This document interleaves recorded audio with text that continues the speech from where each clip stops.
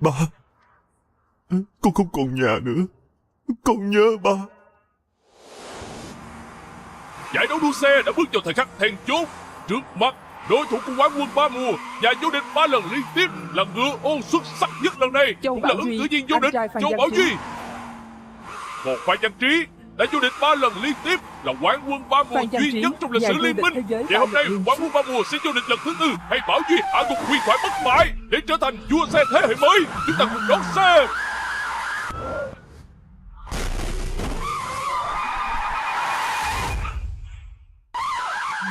Nhà vô địch đã xuất hiện. Ngựa ô xuất sắc nhất lịch sử của thế giới tốc độ, cùng chúc mừng Châu Bảo Duy trở thành vua xe mới.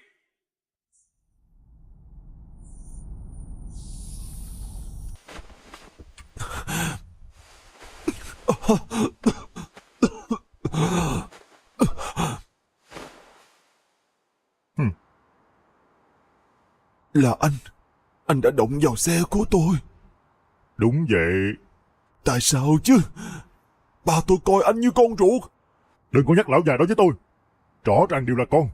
Những gì tôi là con nuôi, nên ông ta không cho tôi thi đấu như giải đấu chứ. Hôm nay tôi sẽ cướp mọi thứ của cậu. À đúng rồi, còn một việc nữa phải nói với cậu. Cái lão già đó đã bị tai nạn trên đường tới đây, đã chết tại chỗ. Cậu đoán xem là ai đã làm? Ba ơi. Thằng khốn kiếp. Tôi... Mau tránh ra.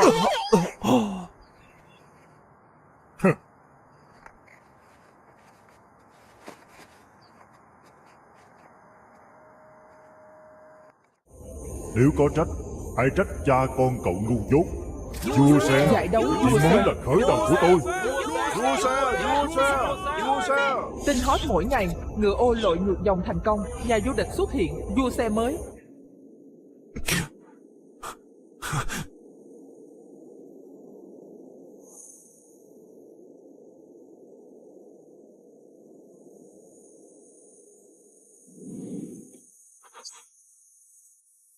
Vũ Thanh Tuyết. Cô chủ, nhân viên người câu này lạc bộ dơ HP. quá, chúng ta mau đi thôi.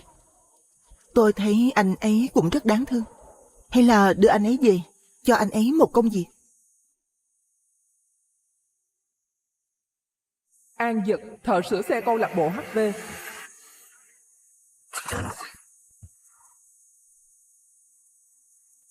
Cố Thế Kiệt. Hey!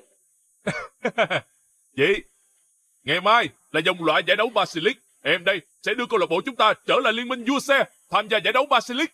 Anh Kiệt là tay đua giỏi nhất câu lạc bộ chúng ta. Cuộc thi ngày mai chắc chắn có thể thu hút thêm đầu tư cho câu lạc bộ. Sơn, Với thực lực nhân của anh viên câu Kiệt, lạc bộ HV. có khi sẽ vượt qua quán quân 3 mùa năm xưa. Phan Văn Trí, quán quân 3 mùa năm xưa đã rút lui sau khi để thua vua xe. Nếu anh ấy còn ở đây thì thật sự tốt biết mấy.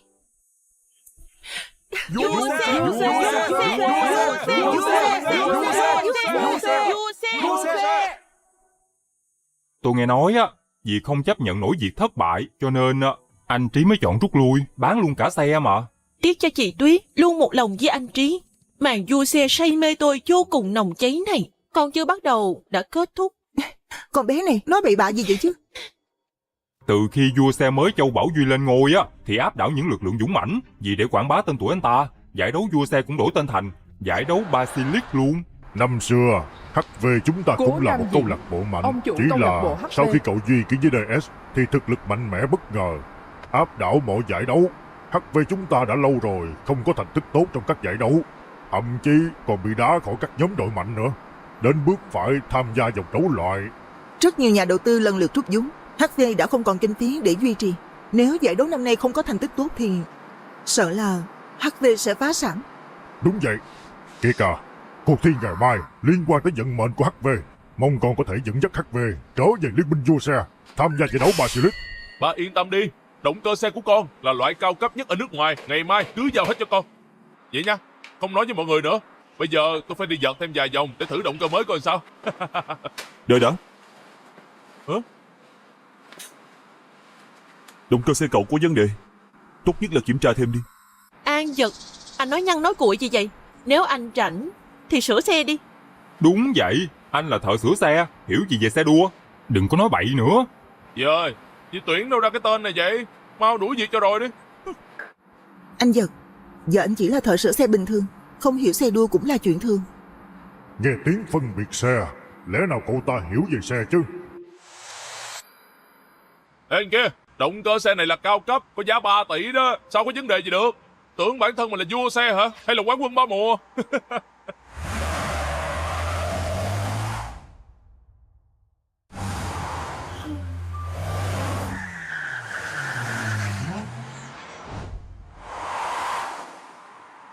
Wow, kỹ năng lái xe của anh Kiệt ngày càng điêu luyện rồi.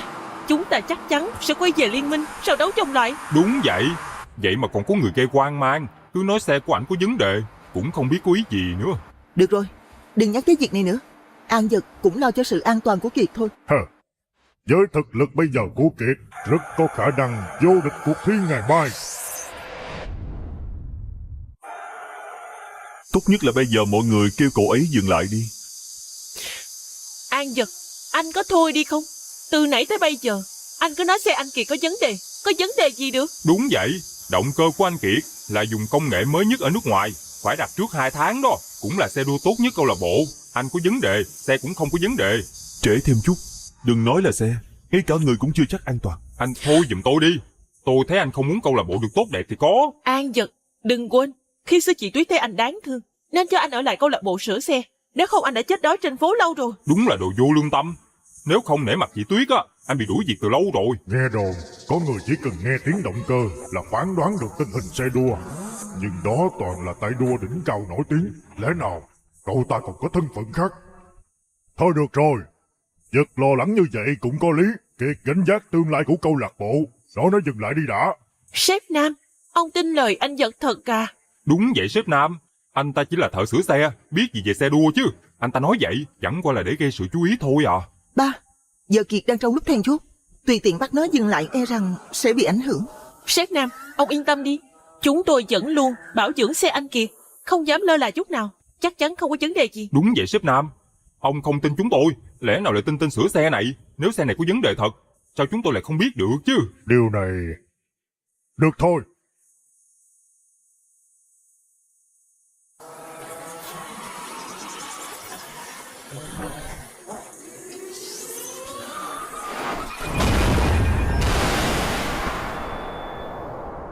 Hả?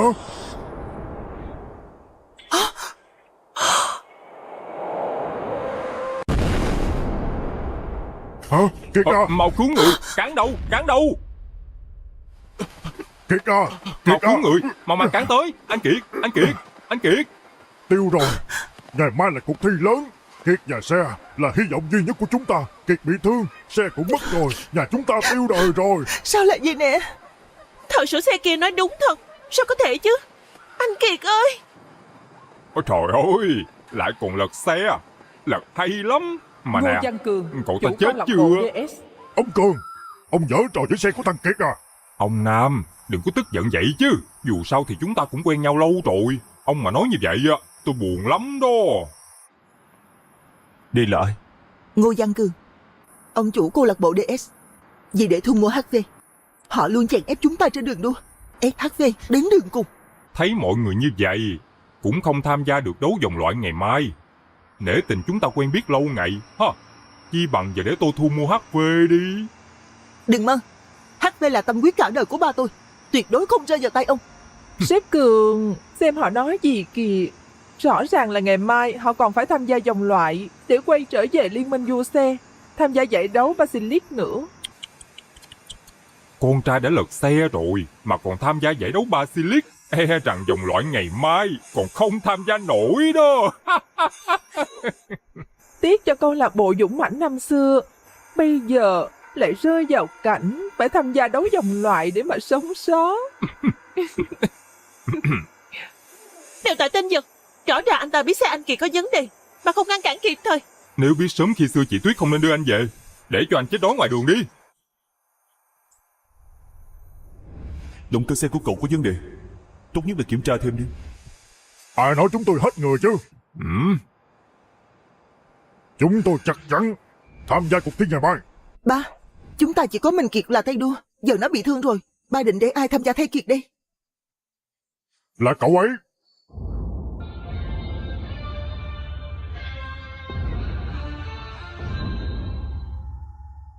Thợ sửa xe.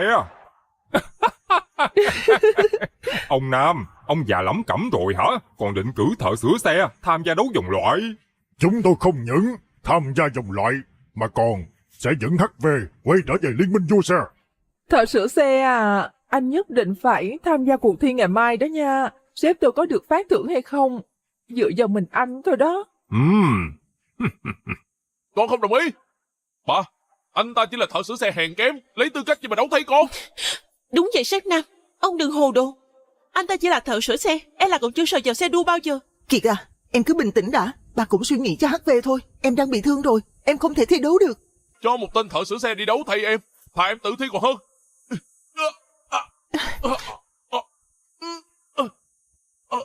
Ông Nam mà, tôi khuyên ông đừng có mặt không biết điều như vậy. Tốt nhất Hợp đồng là thành thu thực mua ký câu lạc hợp bộ đồng HV. đi. Tốt nhất các ông nghĩ cho kỹ, nếu không sếp Cường sẽ không cho các ông cơ hội tham gia cuộc thi ngày mai đâu. Với tình hình hiện giờ của HV, nếu không tham gia trận đấu ngày mai, chắc chắn sẽ phá sản. Thay vì ngồi đợi phá sản, chỉ bằng bây giờ ký hợp đồng đi cho trội.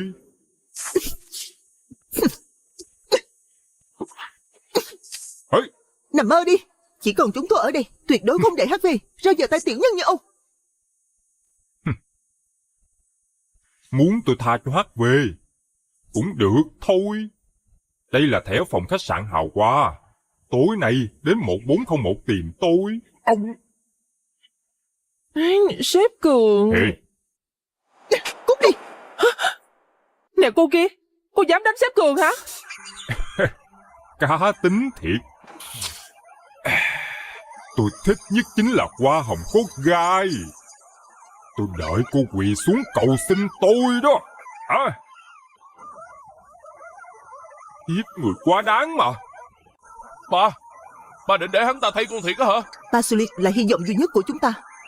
Hiện giờ chúng ta còn không có tay đua tham gia. Lẽ nào mọi người muốn trơ mắt nhìn câu lạc bộ phá sản sao? Tôi chỉ là thợ sửa xe. Tôi không hứng thú với cạnh tranh giữa các câu lạc bộ. Cậu giật, mau theo tôi.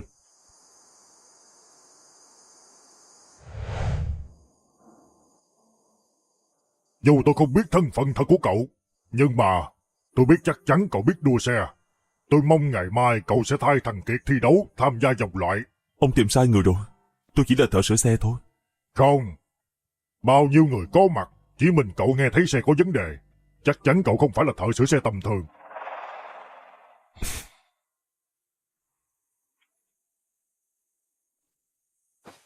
Tôi thật sự hết cách rồi. Tôi xin cậu, cứu câu lạc bộ đi. Năm xưa, HV cũng là câu lạc bộ mạnh. Chỉ vì vua xe Châu Bảo Duy ký với DS bắt đầu chèn ép câu lạc bộ khác, chỉ cần không nghe theo sắp xếp của họ thì đều bị phá sản hoặc là thu mua. HV là hy vọng cả đời của tôi không thể trơ mắt nhìn nó phá sản trong tay của tôi. Cậu là hy vọng duy nhất của tôi cầu xin cậu, hãy cứu câu lạc bộ. Cần tôi làm gì? Hả?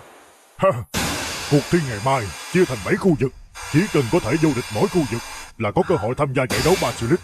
HV muốn vượt qua khó khăn này thì bắt buộc phải đạt top 5 giải đấu Basilisk mới nhận được đầu tư để vượt qua khó khăn này. Năm xưa vì ba mất mà mình trốn 3 năm. Duy à, anh đã hại tôi hại ba của tôi. Vì sự ích kỷ của anh, tôi sẽ đích thân đá anh xuống khỏi đỉnh cao. Cầu xin cậu, hãy cứu câu lạc bộ. Tôi có thể đồng ý, nhưng tôi không đảm bảo về thứ hạng. Cảm ơn cậu, cảm ơn.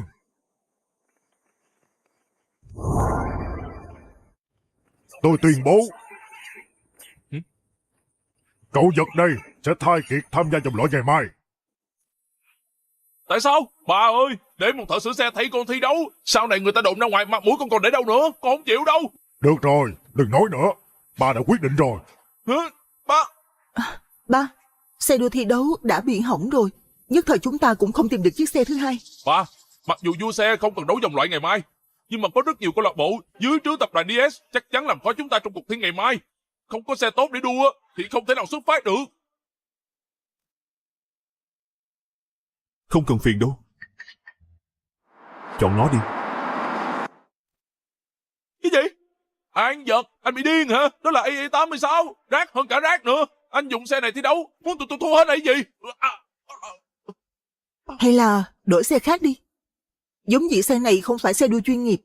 Dù chúng ta đã độ xe, nhưng nó chỉ là hàng thử nghiệm, còn kém xa xe đua chuyên nghiệp. Không sao. Dòng loại thôi mà. Đủ dùng rồi.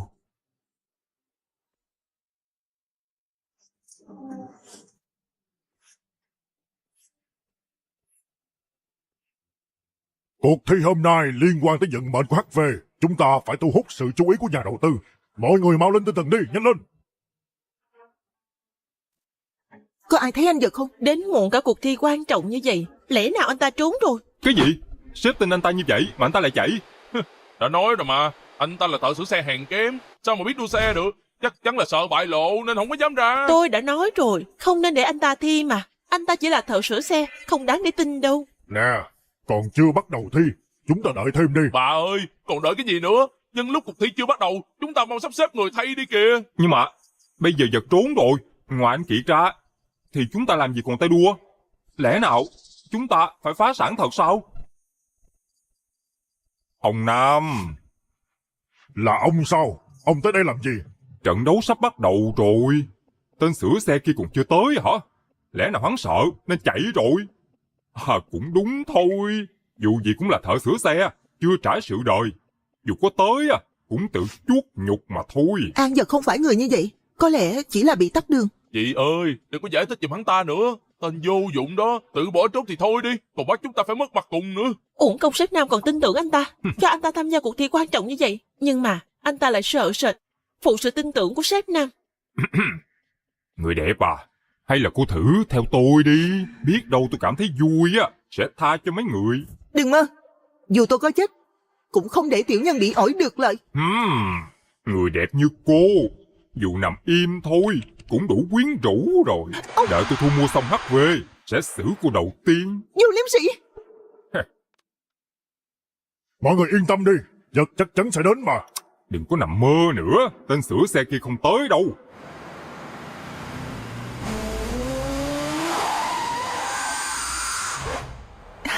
Đến rồi. Hả? An Vật đến rồi, chúng ta còn có cơ hội thắng. Chị, đến tiền sao chứ? Chị tưởng tên vô dụng này lái con xe nát thể hiện xuất sắc lắm hay gì?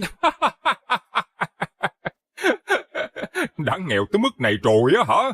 Lái cả loại đồng nát như AE86 nữa. Ôi trời ơi, sếp Cường.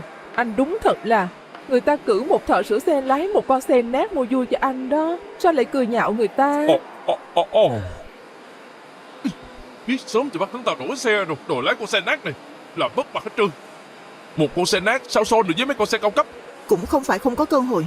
Dù là xe đua của anh Vật không so được với xe đua chuyên nghiệp, nhưng nếu nắm bắt cơ hội vẫn ôm cua vượt lên được. Đúng vậy. Chị ơi, hắn ta đã phải quán quân 3 mùa.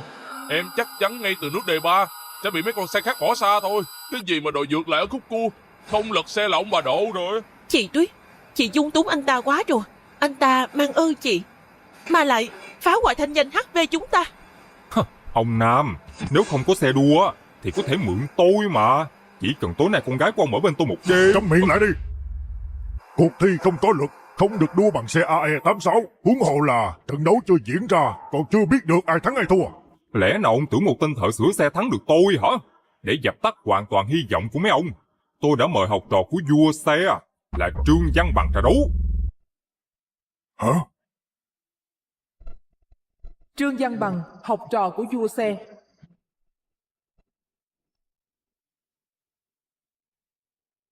Cái gì? Ông mời cậu Bằng sao?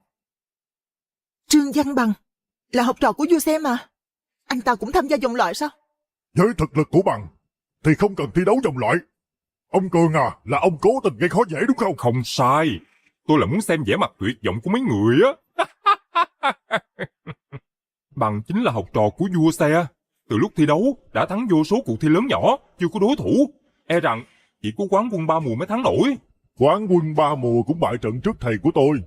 Dù anh ta xuất hiện đi nữa cũng không thể nào địch nổi với tôi đâu. Có Bằng ở đây, các người đừng hòng có ai đầu tư.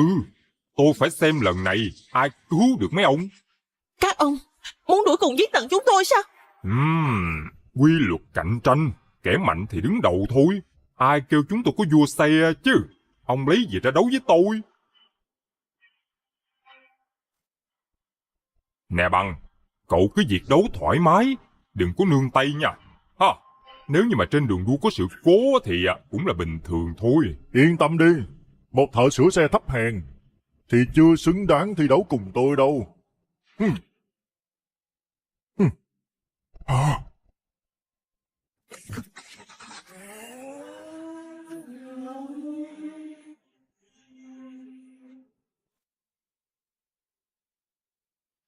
Tiêu rồi.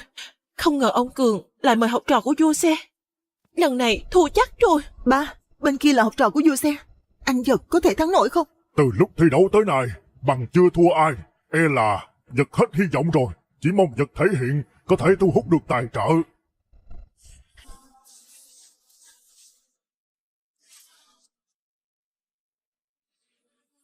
Thưa quý vị khán giả, vòng loại gay cấn nhất sắp sửa bắt đầu. Người thắng cuộc sẽ có cơ hội tham gia giải đấu Basilisk. Rốt cuộc ai có thể vươn mình trong đám đông? Chúng ta hãy cùng chờ xem.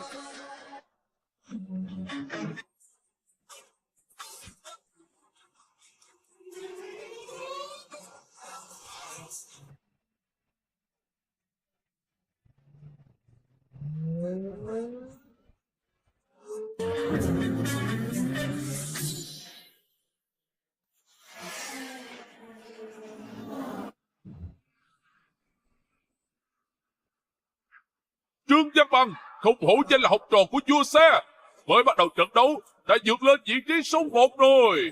Còn An Vật hình như xe đang gặp vấn đề. Một trận đấu quan trọng như vậy mà lại lái AI86. Trời ơi, Vẫn vậy có nên không trời? Ông Nam à, ông kêu một thợ sửa xe lái xe nát ra thi đấu. Có khi chưa thi xong á, xe đã nát bét rồi. Đã nói đổi xe mà anh ta không nghe. Vừa thi đấu đã bị bỏ xa như vậy. Chúng ta thua chắc rồi. Rõ ràng là thợ sửa xe mà nhất quyết ra vẻ. Không những thua mà còn bị sỉ nhục nữa. lẽ nào mình nhìn lầm người thật sao? Mau nhìn đi, sao xe An Vật dừng lại rồi?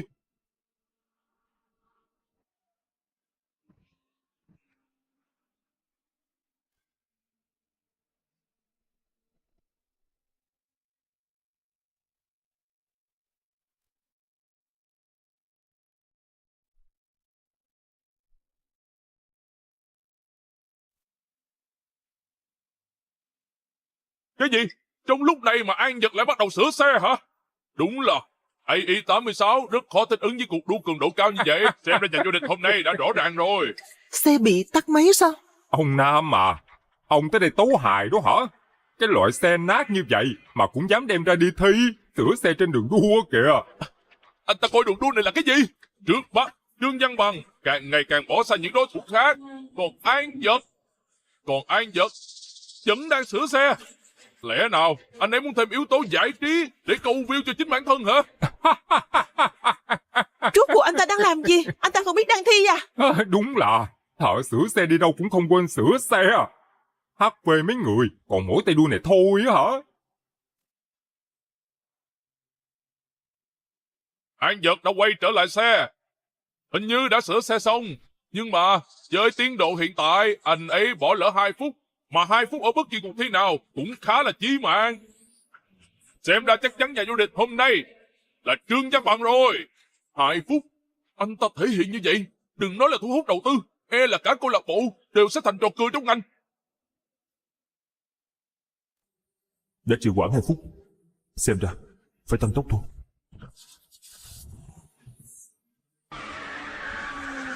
Hai phút đủ để quyết định thắng thua hả? Đừng nói là thợ sửa xe, dù là quán quân 3 mùa cũng chẳng đuổi kịp. Hiện giờ cuộc thi đã bước vào giai đoạn then chốt. Trương Văn Bằng đã đến vòng cuối cùng. Phía sau anh ấy đã không còn bất kỳ đối thủ nào bám sát. 2 phút, còn cơ hội. Ôi trời ơi, cái gì nhanh vậy?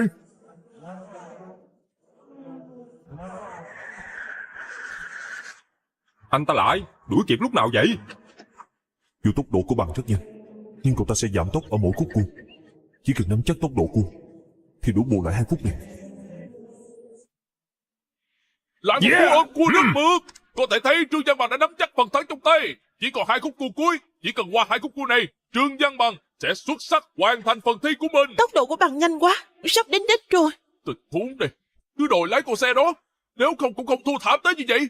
Bằng cũng đã vào vòng cuối rồi. Nè ông Nam, thành thật chuẩn bị tốt, hợp đồng thu mua đi. Còn 30 giây. Còn kém 1 khúc cua cuối. Tiêu rồi, Bằng đã sắp về đích, chúng ta thua chắc rồi. Một cuộc thi nhạt nhẽo cũng chỉ có vậy thôi.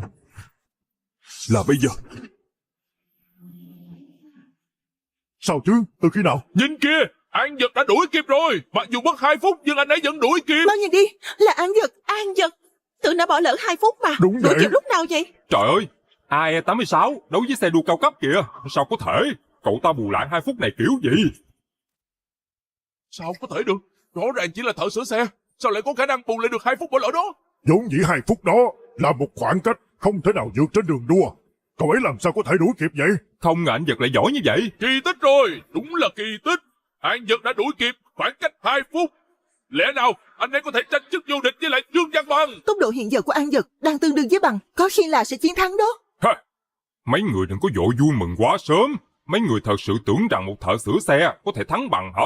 Một thợ sửa xe và một con xe nát sao so được với Bằng và xe sang mấy tỷ của tôi? Ông ta nói không sai. Khoảng cách đua xe không bù đắp được bằng kỹ thuật. Với khác biệt về xe đua, An Nhật sẽ bị vượt mặt rất nhanh, không thể nào thắng nổi đâu. Quá đặc sắc, đúng là cuộc thi đặc sắc. Hai tay đua chỉ còn 1 khúc cua nữa thôi. Xem ra nhà vô địch sẽ xuất hiện ngay sau khúc cua này. Tôi là học trò của vua xe. Một thợ sửa xe làm sao xứng tranh vô địch với tôi chứ? Dù đuổi kịp 2 phút, nhưng khoảng cách còn lại đã không đủ để vượt. Tiêu rồi, An Dật sắp bị trượt mà. Chỉ còn 1 khúc cua cuối. Khúc cua cuối sẽ là mấu chốt quyết định thắng thua. Nếu An Dật không thể vượt xe ở khúc cua cuối thì sẽ thua chắc rồi. Bằng là học trò của vua xe, đã thắng vô số cuộc thi. Chỉ nói riêng hiểu biết về đường đua này, đã chẳng ai vượt qua Bằng được.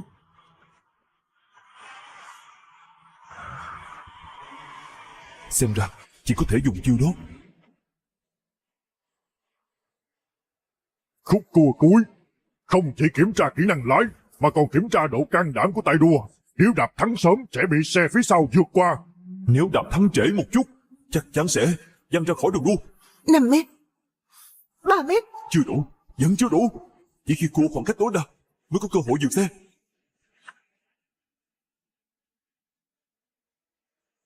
1 mét, đến giới hạn rồi. Một thợ sửa xe mà cũng xứng tranh với tôi sao? Anh đợi lật xe đi. Quá đẹp, không hổ danh là học trò của vua xe. Trương Văn Bằng có thể đạp thắng ở khoảng cách tối đa để drift. Kỹ thuật này có rất ít tay đua làm được. Một thợ sửa xe vô dụng mà muốn vượt xe ở khúc cua cuối, đúng là mơ giữa ban ngày. Không đúng, đó là khoảng cách tối đa rồi. Sao An Dật vẫn không đạp thắng? Anh ta chán sống hả? Cái gì? An Dật vẫn đang đạp ga. Thêm chút nữa. Lẽ nào là anh ấy không biết phải tận dụng lane braking để thắng à? Tốc độ nhanh đến như vậy, không sợ cả người và xe đều sẽ tiêu sao? Trương Văn Bằng đã qua khúc cua tối đa rồi mà anh ta vẫn còn đạp ga chứ không đạp thắng sao? Lẽ nào hắn ta vẫn nghĩ mình có thể hơn được Trương Văn Bằng? Hắn ta tưởng mình là ai? Anh Dật, mau đạp thắng đi. Thợ sửa xe đúng là thợ sửa xe, không nắm chắc khoảng cách tối đa.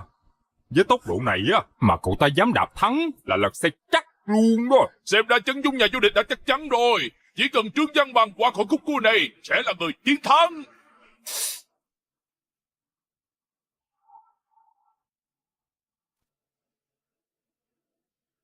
Chính là lúc này.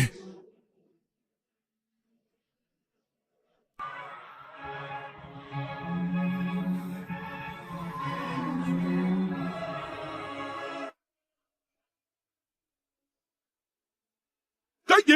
An Dật đã vượt qua xe của Trương Văn Bằng trong trạng thái tối đa. Cái gì? Sao có thể chứ? Yeah! Sao có thể như vậy? Khoảng cách tối đa như vậy sao mà cua được chứ? Sao có thể? Cậu ta còn nhanh hơn cả Trương Văn Bằng. Không, mặc dù là bằng phanh trong giống tối đa, nhưng là phải tối đa nhất. Dật nắm bắt được điểm này đã vượt lên trên. Sao có thể? Sao Bằng lại thua một tên sửa xe được?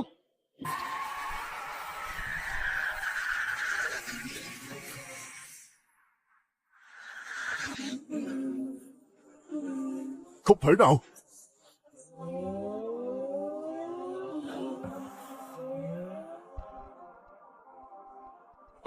Hả?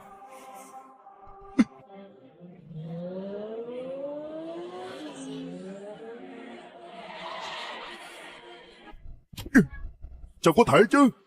Trời ơi, không thể nào. Tên sửa xe đó đã thắng thật rồi sao? Sao có thể chứ? Sao có thể như vậy? Sao học trò của vua sẽ lại thua được? Tốt quá, An Dật thắng rồi. Khoảng cách xa như vậy mà vẫn giành được chiến thắng. Như vậy, HV chúng ta có thể quay về giải đấu Basilisk rồi. Đáng ghét. Chỉ thiếu một chút là thu được HV rồi. Ông đừng có ở đó mà nằm mơ nữa. Chúng tôi đã chiến thắng, tức là HV chúng tôi sắp quy về Liên minh vua xe để tham gia giải đấu Basilisk. Thì sao chứ? DS là câu lạc bộ của vua xe. Năm nay các người thắng ăn mây. Cô nghĩ là vua xe sẽ cho cô tham gia cuộc thi thuận lợi hả? Các người đúng là bị ổi mà. Các ông mừng thế vua xe để tiêu diệt đối thủ, không có tinh thần thể thao. Các ông đang vấy bẩn giải đấu danh dự này. Đúng vậy. Năm xưa khi Phan Văn Trí còn ở đây, đã ủng hộ các câu lạc bộ tham gia giải đấu Basilisk. Còn các ông lại cậy quyền chèn ép các câu lạc bộ khác, khiến nhiều câu lạc bộ phải phá sản. Đã là thời nào rồi hả? Kẻ mạnh thì đứng đầu thôi. Vua xe chắc chắn sẽ đứng đầu lịch sử đua xe. Các người có tư cách gì so với vua xe chứ? Chúng tôi tham gia giải đấu Basilisk do chúng tôi vượt qua vòng loại đàng hoàng. Dù là vua xe cũng không thay đổi được luật của liên minh vua xe đâu. Tuyết à, con không hiểu vua xe mới có quyền lực vô hạn, gần như đã chiếm lĩnh mọi giải đấu ở nước ta. Dù là liên minh vua xe cũng có nhiều cổ đông ủng hộ cậu ta. Nếu vua xe thực sự liên hệ với các cổ đông này thì có lẽ có thể cưỡng ép hủy bỏ trận đấu của chúng ta thật. Đối đầu với tôi chính là đối đầu với vua xe. Chỉ cần vua xe nói một câu, HV của mấy người đợi mà phá sản đi. Bà ơi, vua xe có quyền lực vô hạn, chúng ta không thể nào địch nổi đâu. Hay là dừng lại ngay để tránh tổn thất đi. Đúng vậy, đều tại An Dật đó. Nếu không, chúng ta cũng không đắc tội với vua xe. Sao trách An Dật được? An Dật thay mặt nhà mình lên thi đấu mà. Chị à, giờ không giống như trước nữa. Chỉ cần vua xe nói một câu thì em đảm bảo tất cả các bên đều sẽ không hợp tác với nhà mình nữa đâu. Chi bằng chúng ta đuổi diệt tên An Dật đó đi, vạch rõ ranh giới với hắn nhân lúc vua xe chưa trút giận chúng ta. Tôi đồng ý. Tại An Dật mà chúng ta mới đắc tội với vua xe. Chi bằng đuổi sớm đi. Đúng vậy, khi xưa chị Tuyết không nên tốt bụng đưa hắn về. Tôi đã biết sớm muộn anh ta sẽ phá hoại mà. Tôi không đồng ý. An Dật vừa thắng trận giúp chúng ta không thể lấy quán báo ơn. Chị, cùng lắm cho hắn ta một chút tiền là được rồi. Đúng đó. Một thợ sửa xe làm mấy cái này cũng chỉ vì tiền thôi. Dật có khi là cứu tinh của chúng ta. Nếu dễ dàng cho cậu ấy đi sẽ gây tổn thất cho câu lạc bộ mất. Đừng nói nữa. Tôi không đồng ý. Dật có ơn với chúng ta, tuyệt đối không thể đuổi diệt được.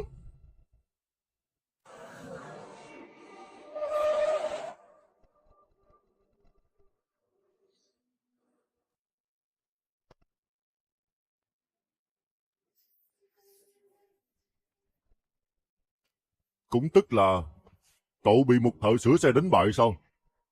Dạ thầy ơi, đó chỉ là sự cố thôi, cho em thêm một cơ hội đi. Tuyệt đối không có lần hai đâu. Vô dụng.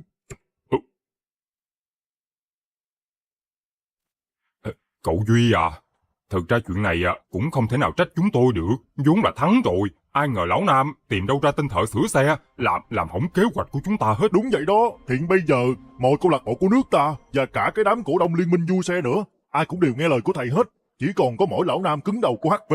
Bây giờ em sẽ tìm người xử lý họ. Ê. Vốn dĩ bọn họ là câu lạc bộ mạnh, lần này lại nổi bật trong vòng loại. Có khi sẽ giật dậy sau chuyện này. Việc này có khi cần cậu Duy đích thân ra tay đó. Một câu lạc bộ cỏn con mà cũng dám đối đầu với tôi sao?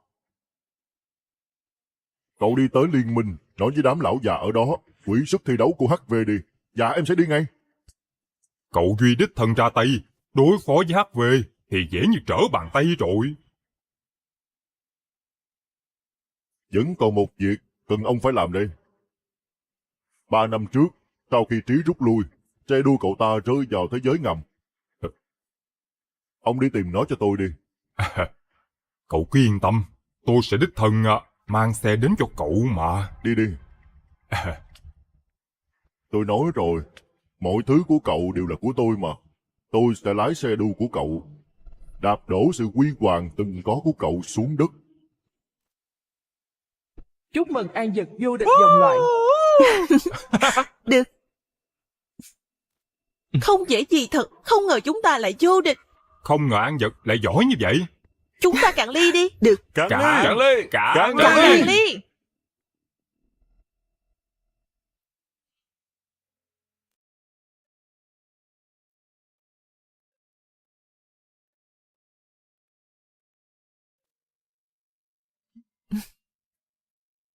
Thấy đẹp không? Tôi đích thân chụp đó.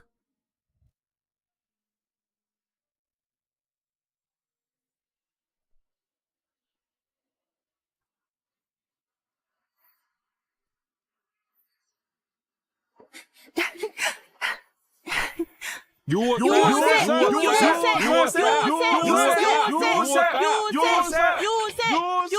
Lần này may mà có anh. Mặc dù HV vẫn chưa chính thức quay về liên minh vua xe, nhưng từ khi anh vô địch cuộc thi dòng loại, có rất nhiều nhà tài trợ đến tìm chúng ta, thu hút nhiều nhà đầu tư cho HV. Nếu không có anh thì tôi không biết phải làm sao. Ăn may thôi. Trương Văn Bằng là học trò của vua xe đó. Nếu chỉ ăn may là không đủ thắng đâu. Anh giỏi đua xe như vậy, sao trước kia chưa từng nghe nói về anh? Hay anh chính là quán quân 3 mùa, biến mất đã luôn? Không phải, cô nhận lầm rồi. Nếu giờ để lộ thân phận, e là HV sẽ gặp nhiều phiền phức. Cũng đúng, quán quân 3 mùa là nhà vô địch rất tích cực. Mà tôi cũng thật là, lại coi người trầm mặc như anh là anh ấy.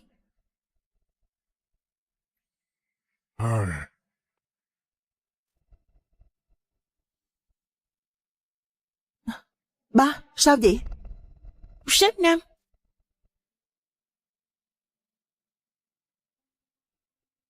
Cổ đông của liên minh bỗng quyết định hủy sức tham gia của chúng ta rồi. Cái gì?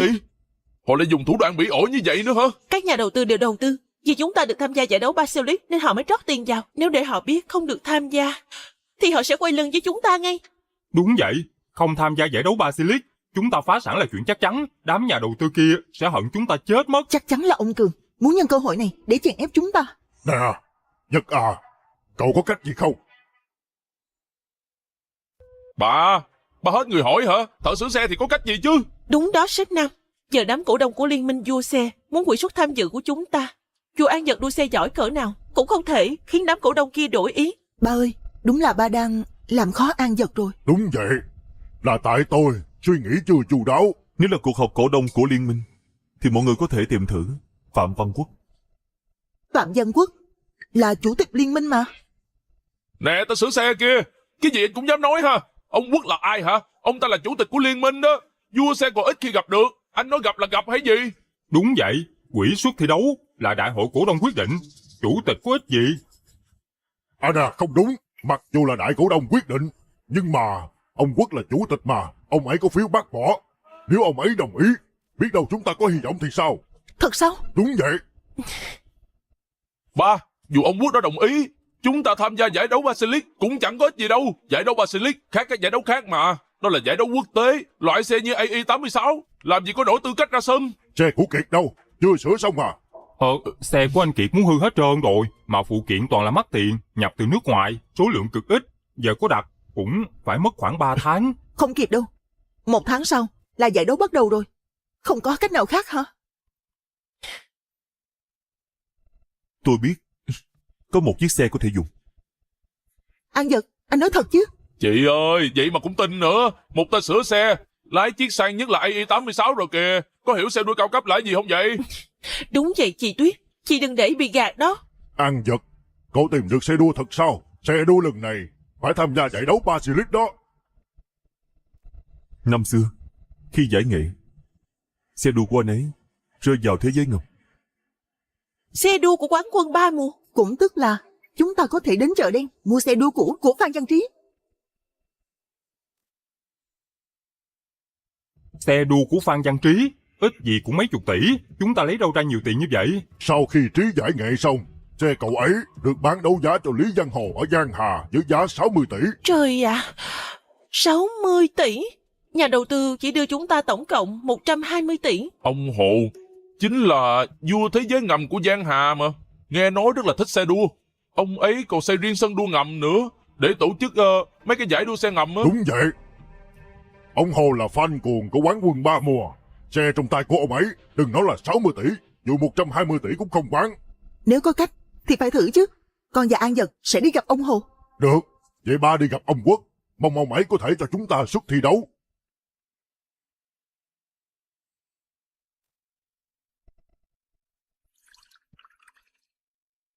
Lý Văn Hồ vua xe ngầm. Ông Hồ, ông nói lấy 60 tỷ mua cái xe nát này, rồi chỉ để không ở đó, mà không chịu lái đi cho mọi người ngắm vậy hả? Cậu thì hiểu cái gì chứ? Xe này chính là xe của Phan Văn Trí đó. Là nhà vô địch thế giới 3 lần liên tiếp, quay phong một cõi năm xưa. Ông Hồ đâu có mua xe. Đó là vì sự tôn sùng thần tượng đó. Vông vông vông. Cái chiếc xe này á, ông Hồ còn thích hơn cả vợ của mình nữa đó. Im miệng đi. Đừng nhắc đến tên hẹn đó với tôi nữa. Kể từ 3 năm trước, Phan Văn Trí thua Bảo Duy nên đã giải nghệ. Ông Hồ đã nổi giận đùng đùng, thất vọng triệt để với Trí rồi. Thay vì nói là vì sưu tầm xe này, chi bằng nói là tự tưởng nhớ của ông Hồ với vị vua năm xưa còn đúng hơn. Đây gọi là yêu quá hận đó. Kích thích thật. Hèn chi là mấy năm qua, nhiều người ra giá rất là cao để đòi mua lại cái xe này, mà ông Hồ đều đòi rút gân chúng rồi đá ra ngoài. Nói nhảm ít thôi. Tối nay, ở con đường tử thần, 30 tỷ có đi không? Hiếm khi thấy ông Hồ có hứng như vậy đó. Chúng tôi nhất định phải theo chứ. Vông vông vông. Tôi ra giá 120 tỷ. Hả?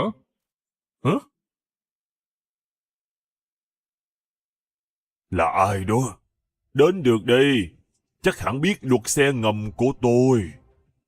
120 tỷ, thiếu đồng nào là ông không rời khỏi đây được đâu. Ai mà không biết luật của ông Hồ, vua thế giới ngầm Giang Hà chứ. Yên tâm đi, 120 tỷ không thiếu một xu. Nhưng mà tôi muốn xe này. Tôi thấy chồng chán sống rồi, dám gây sự với ông Hồ hả? Cả Hà Giang này đều biết đây là xe sưu tầm của ông Hồ. Bao nhiêu cũng không bán mà. Gung gung gung. Ông Hồ giống người thiếu tiền lắm hay sao? Xe đua này á là xe của quán quân 3 mùa thế giới liên tiếp. Đừng nói là 120 tỷ, dù 240 tỷ á cũng không bán đâu, có biết chưa? Quán quân 3 mùa, danh hiệu từ thời nào rồi? Giờ là thời đại của vua xe.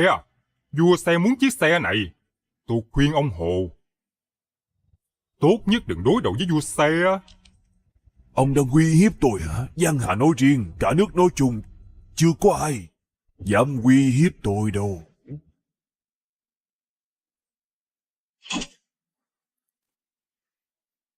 Ê, ông Hồ, ông một tay che trời ở thế giới ngầm này là thật, nhưng mà suy cho cùng vẫn là thứ phải giấu giếm. Còn vua xe chắc chắn sẽ đứng trên đỉnh cao thế giới này. Dù là quán quân 3 mùa từng quy hoàng một thời, cũng sẽ bị vua xe đánh bại thôi. Tên Duy đó cũng chỉ là cái tên tiểu nhân bỉ ổi. Hắn ta chẳng là gì so với Phan Văn Trí. Kẻ thắng làm vua, còn kẻ thua thì làm giặc. Thời quán quân 3 mùa đã qua. Ông Hồ ông giữ lại cái đồ cổ này có ích gì chứ? Đương nhiên là có.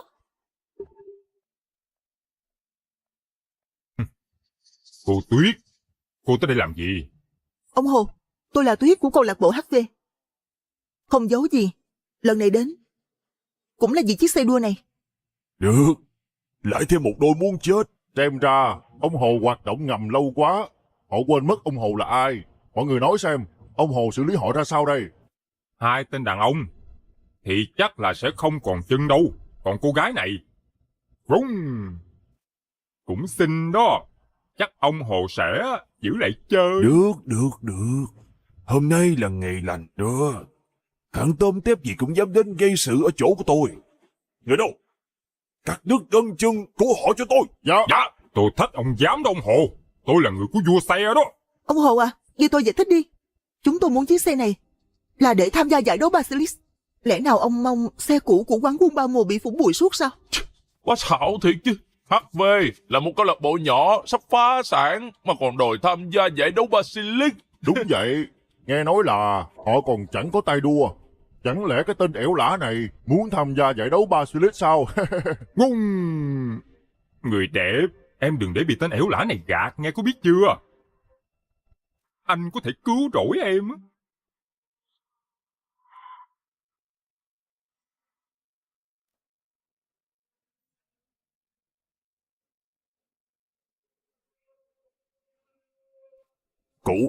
Cậu là... Ông Hồ, làm sao vậy? Lẽ nào ông quen với cái tên ẻo lả này hả? Không thể nào. Chúng ta đi theo ông Hồ bao lâu nay, chúng ta phải nhận ra người quen của ông Hồ chứ. Ông Hồ, đừng để bị cậu ta gạt. Tên nhóc này là thợ sửa xe hèn hạ, không có tư cách tham gia giải đấu Basilisk đâu. Vung vung vung! Hèn chi ăn mặc giống thợ sửa xe nhà tôi như vậy. Hóa ra là thợ sửa xe thiệt đó. Thợ sửa xe? Cô Tuyết à, cô có biết đây là đâu hay không vậy?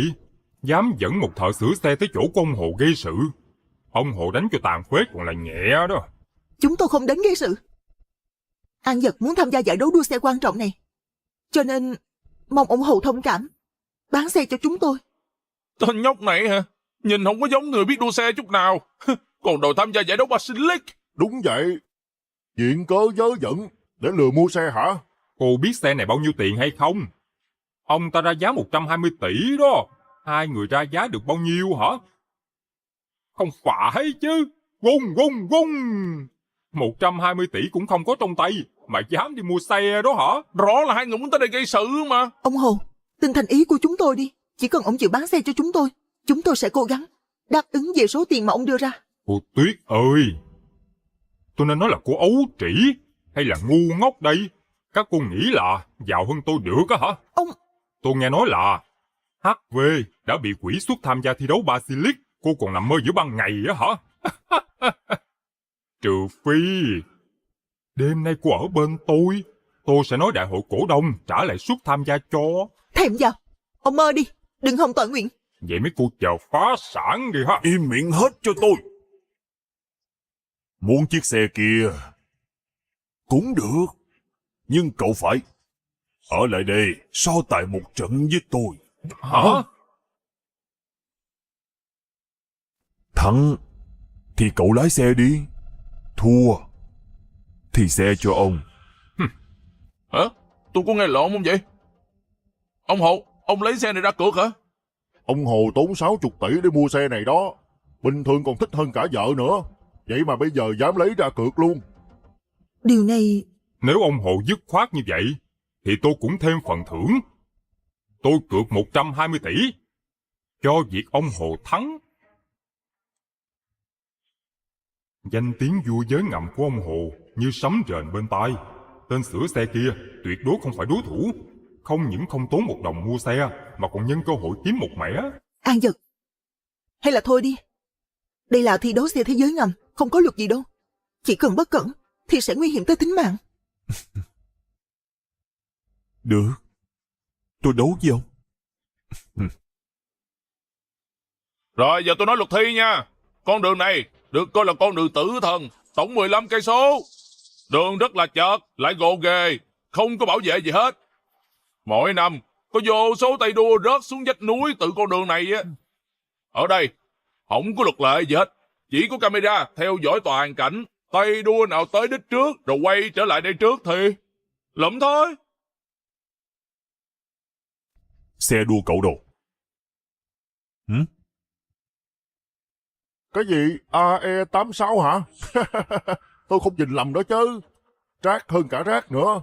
AE86 là siêu xe của đám gà mờ đó. Vung vung vung. Ha, AE86, cậu là Fujiwara Takumi chắc. Vung. Dám lấy AE86 ra so tài với ông Hồ thật á hả? Cậu định dùng xe này đấu với tôi hả? Thằng nhóc, tôi tốt bụng khuyên cậu đổi xe khác đi.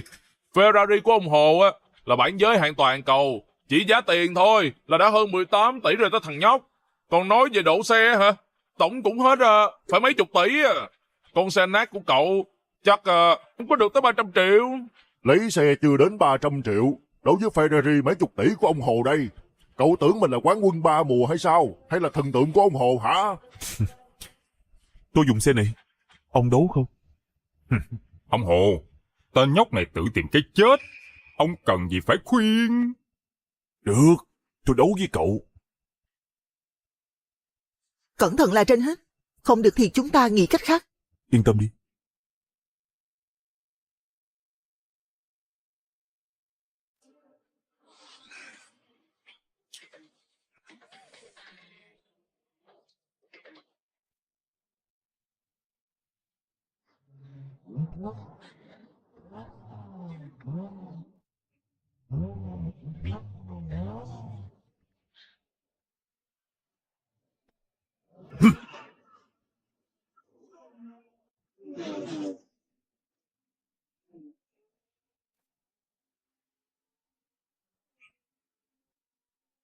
Kỳ lạ, hôm nay ông Hồ phát huy hơn bình thường, chắc là tốc độ hơn 250 rồi.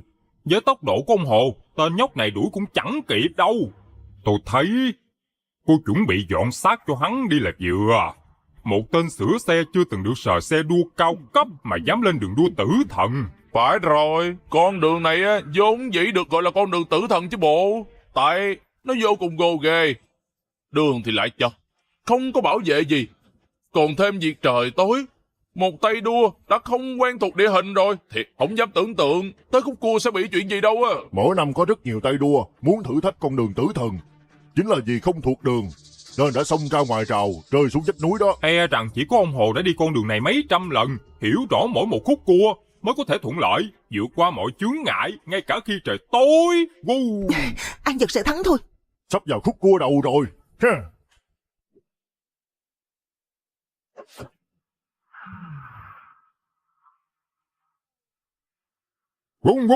Hay lắm. Hay lắm, không hổ danh là ông Hồ, quẹo dễ dàng như vậy. Nếu như là tên sửa xe á, chắc đâm vào rào chắn từ lâu rồi đó. Kỳ vậy, sao cái thằng sửa xe đó nó không chịu giảm tốc độ ta? Trời ơi, sao cậu ta không giảm tốc độ vậy? Lẽ nào muốn đâm vào rào chắn thật sao? An Nhật, mau giảm tốc đi. Chắc là tên nhóc này tưởng đâu là cái đường đua này nằm bên ngoài rào chắn, không phải làn khẩn cấp mà là vách núi đó. Lại là một tên thiếu suy nghĩ, bỏ mạng ở con đường tử thần.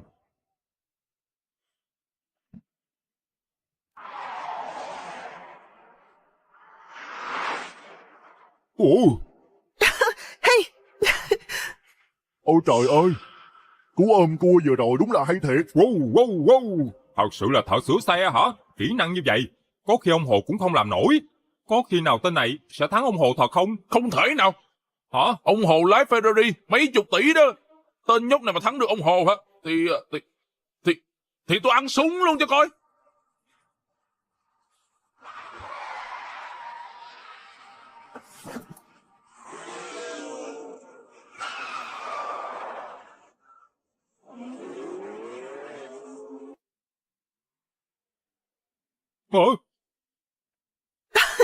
Giỏi quá đi. Sao tên nhóc này lại quen thuộc đường như vậy?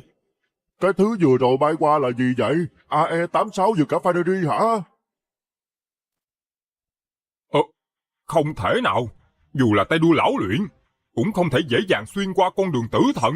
Cậu ta không phải thợ sửa xe, cậu ta lại. Ôi trời ơi, đây là AE86 hả? Là máy bay bay thấp thì có đó. An Nhật tới đích trước kìa. Sao cái thằng khứa này bắt đầu quay trở về rồi? Ông Hồ còn cách đích một đoạn xa luôn á. Mà nè, người đẹp à? Tai cử phách này là sửa xe ở câu lạc bộ cô thật hả? Ai nói anh ấy là thợ sửa xe? Anh ấy là tay đua của chúng tôi, một tay đua thực thụ. Hả?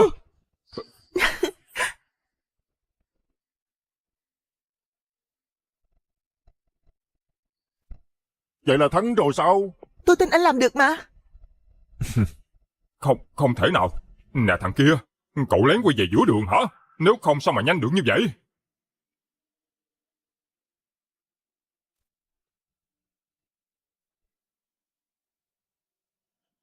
Tôi thua rồi. Ông Hồ thua rồi kìa. Ferrari mấy chục tỷ mà lại thua chiếc xe ve chai đó. Kể ra ai mà tin được. Ăn đi. Ăn đau bụng. Sau năm xưa, cậu lại giải nghệ gì? Tôi không giải nghệ, chỉ nghỉ ngơi mấy năm thôi. Được, chiếc xe này giờ là của cậu. Hả? Nói đúng hơn là xe về với chủ cũ. Ông Hồ, ông chịu đưa xe cho chúng tôi thật sao? Vậy giá cả? Ông ta đã trả tiền giúp rồi mà. Nè ông Hộ, đó là tiền của tôi. Ông không thể đưa xe cho họ được. Huống hộ, vua xe cần xe này. Nếu vua xe biết ông đưa xe cho họ, sẽ không tha cho ông đâu. Mau đánh gãy chân của ông ta, rồi dứt ra ngoài. Không thể đối xử với tôi như vậy. Tôi là người của vua xe đó. Còn tao là cha mày nè. Mày hả? Vua xe nè. Vua xe. Độc lãng cổ. Kêu vào đầu Đừng mà đá vua vô xe. cái đầu. Dừng lại con mày chùa. Vua sẽ không tha cho mấy người đâu. Về nói với tên Duyên là tôi về rồi. Mọi thứ trước kia của hắn đều phải về với chủ cũ. Chà, vua xe nè. Đúng rồi, vừa nãy ông Hồ nói gì với anh? Về với chủ cũ là sao? Không có gì, không nói nữa. Ê, tay cử phách. Nè, tay cử phách. Ê, cậu bán cho tôi con AI86 này đi. Tôi ra giá 3 tỷ. À không, 6 tỷ luôn. Cũng không ý đồ gì đâu, chỉ là tôi thấy thích thôi à. 6 tỷ hả? Xe của cậu đó. Chốt nha. Tay cử phách. Trong thẻ này có 6 tỷ. Cậu nhận lấy nhé.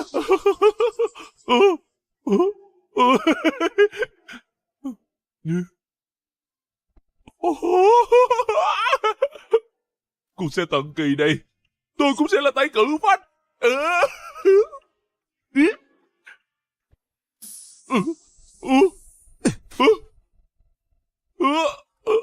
Sao tiền của tôi bốc khói nhanh vậy? Đúng là tên ngốc. Cậu tưởng ai lái AE86 cũng là tay cự phách sao? Một tên ngốc bỏ 6 tỷ mua một cái sườn xe. Wow. Cậu làm hỏng xe, không liên quan đến tôi nha. Tạm biệt. Ê. Chúng ta cũng đi thôi. Ông Hồ à, chúng ta đi đâu vậy? Basilisk, vị vua năm xưa, quay về rồi. Điên rồi. Ông Hồ lên cơn gì vậy? Tự nhiên cái ăn nói lung tung mà. Tôi cũng không biết. Tôi kể đi, không quan trọng hơn 6 tỷ của tôi đâu. Hơi.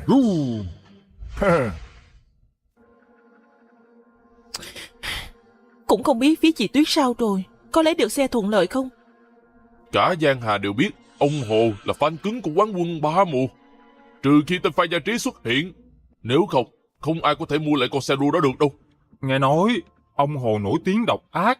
Chị Tuyết tới đó, không gặp sự cố gì chứ. Tên An Giật vô dụng. Chết thì chết thôi. Nếu mà dám liên lụy đến chị tôi hả, tôi không tha cho hắn đâu. Họ đã đi lâu vậy. Không lẽ nào gặp chuyện thật rồi? Tên sửa xe đáng ghét. Đến lúc chết rồi còn liên lụy người khác. Hai người mau đi chuẩn bị quà đi. Chúng ta tới gặp ông Hồ. Dạ, tôi đi ngay.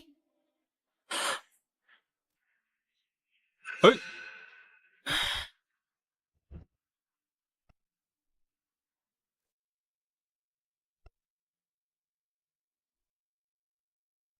Chị Tuyết, hai người về rồi.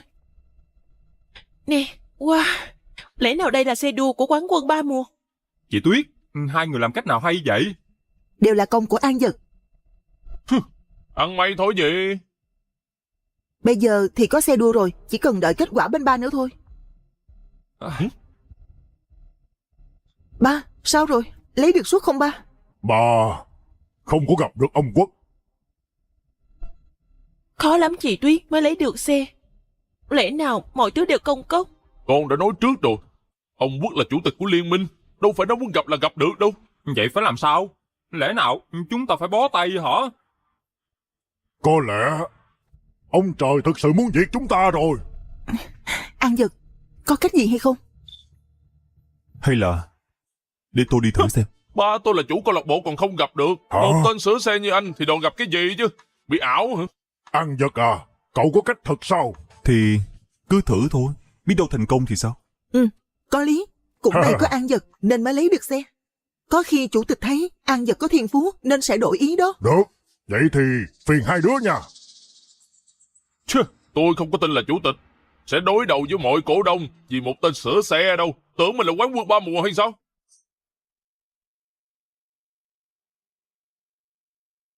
Cái gì? An Dật đuổi kịp rồi. Anh ấy đã đuổi kịp phút bị bỏ lỡ. Hả?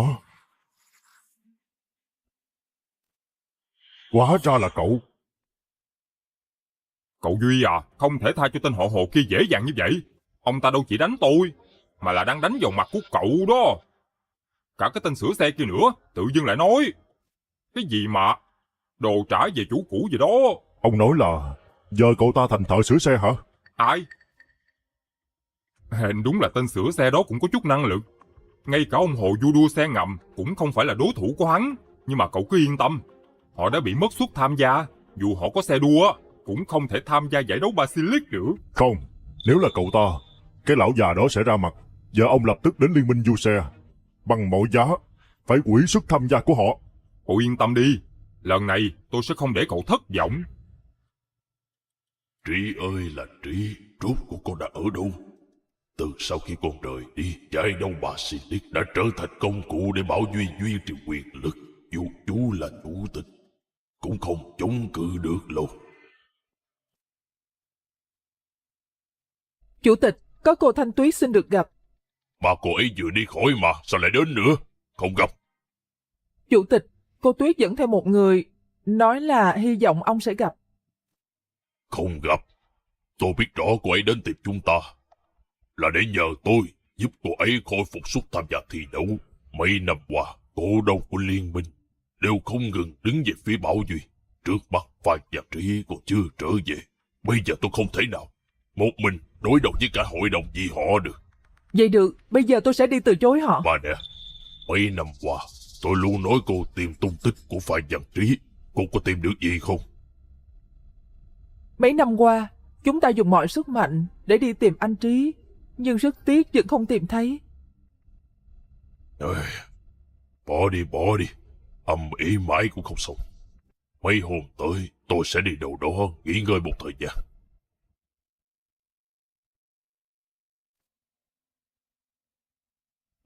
An Dật, anh nói chủ tịch sẽ gặp chúng ta chứ? Chắc là sẽ gặp. Mong là chúng ta không tốn công đến. E rằng hai người uổng công tới rồi. Sao chỗ nào cũng thấy ông hết vậy? Ai cũng biết ông Quốc cố chấp có tiếng. Một câu lạc bộ cỏn con như mấy người cũng xứng đeo mấy lộ diện hả? Chuyện của tôi không cần ông lo. Thay vì đi nhờ vả ông già đó thì chi bằng cậu xin tôi. Có khi làm tôi vui, lại để mấy người tham gia giải đấu Basilisk. Đây là liên minh vua xe. Chuyện của liên minh là do chủ tịch quốc quyết định. Liên quan gì tới ông không? Không, lão già đó bây giờ thân mình còn lo chưa xong thì còn có thể lo cho ai được chứ. Đôi chân của ông bị đánh vẫn còn nhẹ ha. Liên minh đúng thật là sao để bọn ất ơ vào đây vậy? Bảo vệ đâu? Bảo vệ! Mau đuổi tên sửa xe này ra ngoài cho tôi. Có chuyện gì vậy? Có chuyện gì vậy? Chủ tịch, ông tới rất đúng lúc. Có mấy con chuột nhắt định lẻn vào liên minh. Tôi chỉ đang cố giúp ông dọn rác thôi. Cậu tới đây làm gì? Về nói với Châu Bảo Duy, chỗ của tôi không chào đón người của cậu ta. Tôi khuyên ông đừng có mà chống đối vua xe. Lần này tôi tới tất nhiên là theo lệnh của cậu Duy. Cậu Duy nói là bao năm qua chủ tịch vì liên minh đã vất vả rồi, nên đặc biệt kêu tôi qua đây khuyên ông nghỉ hưu. Đừng có mơ. Tên Bảo Duy còn dám giương tay tới cả vị trí của tôi. Lão già này nghĩ hay không? Liên quan gì đến cậu? Nếu còn nói nhăng nói cuội, giờ tôi sẽ kêu bảo vệ đuổi ông ra ngoài đó. Chủ tịch, con là Vũ Thanh Tuyết của câu lạc bộ HV. Chúng con có một tay đua rất giỏi, muốn tham gia giải đấu sắp tới. Mong chú có thể cho anh ấy một cơ hội. Cô Vũ à, cô về đi. Có rất nhiều câu lạc bộ muốn tham gia giải đấu Basilisk. Nếu mà tôi đồng ý hết, không phải mất công bằng sao? Chủ tịch, chúng con làm vậy không phải vì tư lợi, hay là chú gặp tay đua đã? Tôi đã nói rồi, không gặp ai hết.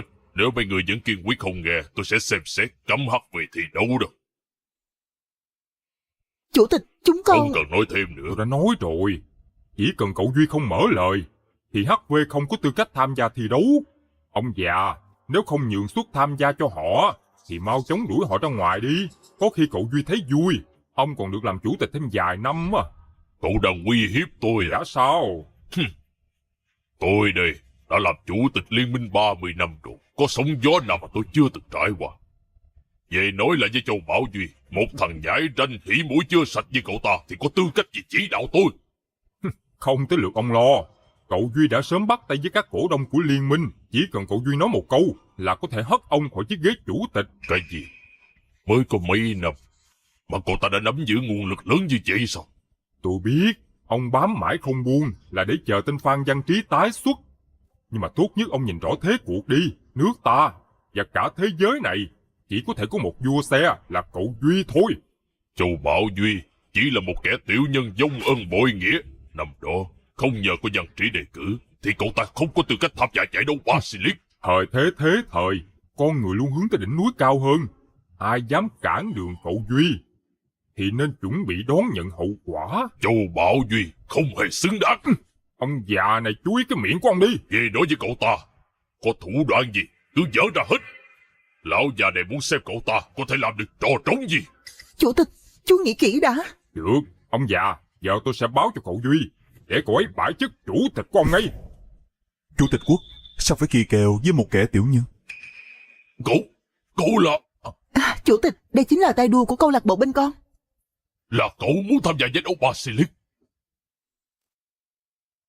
Là cậu muốn tham gia giải đấu Basilisk. Tốt quá. Mau lên, đưa cậu ấy điền đơn đăng ký đi. Chủ tịch, chú nói thật sao? Lão già này nói lời là giữ lời.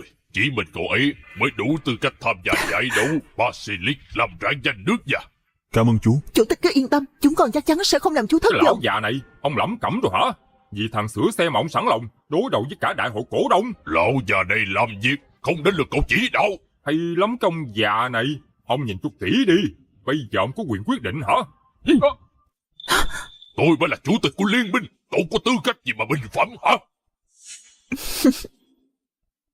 Ông dám đánh tôi? Mấy người còn ngay ra làm gì? Cậu Duy sắp sửa tiếp quản liên minh rồi. Mấy người mau chóng đuổi bọn họ ra ngoài cho tôi. Tôi mới là chủ tịch liên minh vua xe. Nếu mấy người còn nể mặt chủ tịch này thì mau chóng ném tên que này ra ngoài. Ông tưởng họ còn nghe lời ông chắc. Nè, làm gì vậy? Mấy người dám ném tôi ra ngoài, tôi sẽ báo vua xe đuổi hết mấy người. Bye bye. Nè. Cảm ơn chủ tịch đã tin tưởng. Chúng con chắc chắn sẽ không làm chú thất vọng. Cô Vũ à, để tôi và cậu ấy nói chuyện riêng được không? Hả? Trí à, mấy năm qua con đã đi đâu vậy? Chú cứ tưởng con giải nghệ thật rồi. Con chỉ nghỉ ngơi một thời gian thôi. Rốt cuộc, năm đó đã xảy ra chuyện gì? Năm đó, Châu Bảo Duy phá xe đua của con và hại chết ba con. Cái gì? Chú cứ tưởng cậu ta chỉ có tham vọng lớn. Không ngờ lại còn mất hết nhân tính như vậy. Năm đó nếu không nhờ ba con dẫn nuôi cậu ta thì cậu ta đã chết đói ngoài đường rồi. Nhưng giờ thì cậu ta đã nắm giữ nguồn lực mảng đua xe của cả nước rồi. Hễ có ai phản đối cậu ta là người đó sẽ biến mất hoặc phá sản. Mọi chuyện mà anh ta làm là để vị trí vua xe của mình không bị lung lay. Anh ta không cho phép bất kỳ ai giỏi hơn anh ta. Đúng là vậy. Giờ cậu ta đã vươn tay đến cả chỗ của chú. Cũng chỉ có con mới có thể ngăn chặn được cậu ta.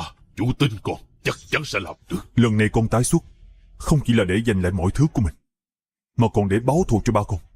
Được. Văn Trí, đây là đơn đăng ký tham gia giải đấu Basilisk. Từ phút giây này, nó thuộc về con. Với khả năng của con, chú tin là giải thế giới mới là sân khấu của con. Cảm ơn chú. Ê, thời gian qua bức bối quá. Anh Gia Kiệt à, anh từ từ thôi, anh mới lành vết thương. Ê, mấy cái bị thương nhỏ có gì đâu. Giờ vẫn chưa biết phía tiếc sao rồi. Ba còn hỏi gì nữa? Chắc chắn là bị chủ tịch đuổi rồi. Ba đi còn không xi nhê, họ có tác dụng gì chứ? Đúng đó. Mặc dù không biết An Dật lấy lại xe đua từ chỗ ông Hồ kiểu gì, nhưng mà chủ tịch có tiếng là cố chấp. Trừ phi An Dật là quán quân ba mùa hồi đó. Tên An Dật đó mà là nhà vô địch hả? Thì tôi ăn giày của mình luôn. Ba, tụi con về rồi. Chị Tuyết. Cuối cùng hai đứa đã về, sao rồi? Nhìn mặt thảm quá trời, chắc chắn là bị chủ tịch đuổi về rồi. Không sao, nếu không được thì chúng ta nghĩ cách khác vậy. Ba, tụi con giành được suất tham gia rồi. Hả? Các con lấy được suất tham gia thật sao? Các con lấy được suất tham gia thật à? Sếp Nam đích thân đi mà không lấy được suất. Hai người đã mang về được thật sao? Tất nhiên là thật rồi. Nè, đây là đơn đăng ký. Chủ tịch đã đồng ý cho chúng ta tham gia giải đấu sắp tới. Không hổ danh là con gái yêu của bà. Lần này chúng ta được cứu rồi. Là đơn đăng ký thiệt. Còn được tham gia giải đấu Basilisk rồi. Anh Kiệt, anh định tham gia giải đấu Basilisk à? Đơn đăng ký này là chỗ An Dật mà. Gì mà cho anh ta? Đây là chủ tịch cho câu lạc bộ chúng ta. Cả HV này, làm gì có ai có tư cách tham gia giải đấu hơn tôi nữa chứ. Nhưng mà anh Kiệt à, vết thương của anh sao rồi? Ê, vết thương nhỏ không có gì phải lo. Kiệt à, em quá đáng rồi đó. Đây là đơn đăng ký chủ tịch đưa cho An Dật. Sao em giành suất tham gia của anh ấy chứ? Chị à, chủ tịch đâu có chỉ đích danh là cho anh ta. Hơn nữa, anh ta vốn là thợ sửa xe của nhà chúng ta. Mọi thứ của anh ta là nhờ chúng ta cho mà. Em lấy suất tham gia thì đã sao? Gia Kiệt, suất này vốn dĩ là của An Nhật giành được. Bà, con mới là con ruột của bà. Không lẽ bà không muốn thấy con gian danh trong giải đấu Basilisk này hả? Rồi đưa nhà chúng ta nhảy giọt lên nữa. Chuyện này... Bà, cứ quyết định vậy đi. Còn phải tham gia giải đấu Basilisk cho bằng được. Yeah! Ê, con nghe nói gì không? Tay cử phách kia lấy được suất tham gia giải đấu Basilisk ở chỗ của ông già đó đó. Vậy sao? Cái ông già đó cố chấp có tiếng đó, tài cự phách có thể khiến ông ta đồng ý. Phải nói là quá đỉnh luôn. Nhưng mà tôi nghe nói á, cậu hai nhà họ Vũ cướp mất tư cách tham dự của tay cựu phách rồi. Nói là tự tham gia giải đấu Basilisk á. Trời đất ơi, vô liêm sĩ quá vậy. Nè, Ba cậu Hải, làm giúp tôi một chuyện. ông Hồ, có chuyện gì hả? Ừ.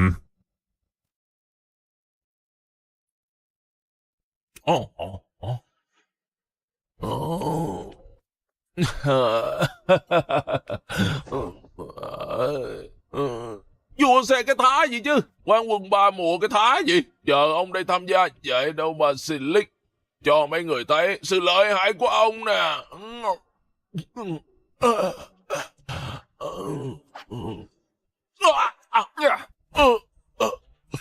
Mấy người là ai? Muốn làm gì hả? cái thằng này tè vào mặt của tao, đánh chết nó. Mày hả? Đánh nhẹ thôi. Đây là em giọng của tay cựu phách, không làm quá lỗi lắm. Yên tâm đi, tôi đánh có chừng mực lắm. Trời ơi, đủ Mày rồi. nghĩ bản thân mình là cái thá gì mà dám cướp tư cách tham gia của tay đua cử phách? Đi chết đi. Đi thôi. Rồi, Cái thằng khốn tôi chết rồi nữa. Đừng có để tôi gặp lại tụi mày đó. Anh Kiệt, anh không sao chứ? Kiệt à, em lại sao nữa vậy? Chị Tuyết, tối qua tự dưng anh Kiệt bị người ta đánh cho một trận. Cái gì? Anh ấy bị thương như vậy, sợ là không tham gia giải đấu Basilisk được rồi. Một lũ súc sinh. Em mà tìm ra tụi nó, em sẽ không tha tụi nó đâu. Nếu còn lại bị thương nữa thì để An Nhật tham gia giải đấu Basilisk đi. Ba, giải đấu Basilisk đó khó khăn lắm con mới được tham gia. Chị nói giùm em mấy tiếng đi chị. Kiệt à, em cứ dưỡng thương cho khỏe. Còn giải đấu quan trọng này, em cứ để An Dật tham gia thay em. Được. Mọi người, ơi. Chung kết giải đấu Basilisk.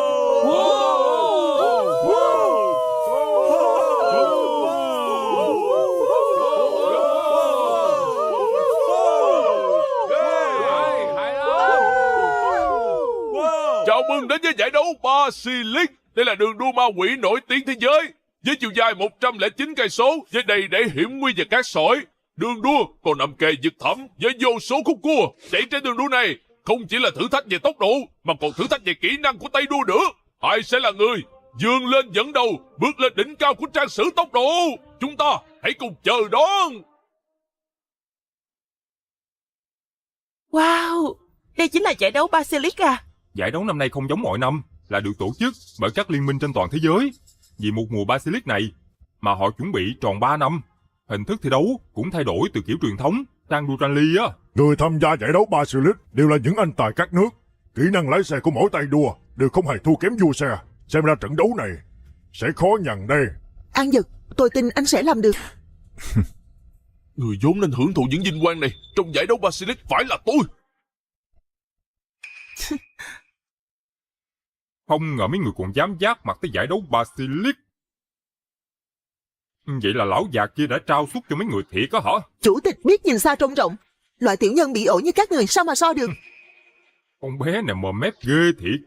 Mấy người nghĩ trận này đơn giản lắm sao? Những tay đua tham dự giải đấu Basilisk này, ai ai cũng là tay đua hàng đầu vang danh quốc tế. Còn hắn chỉ là một thằng sửa xe cỏn con.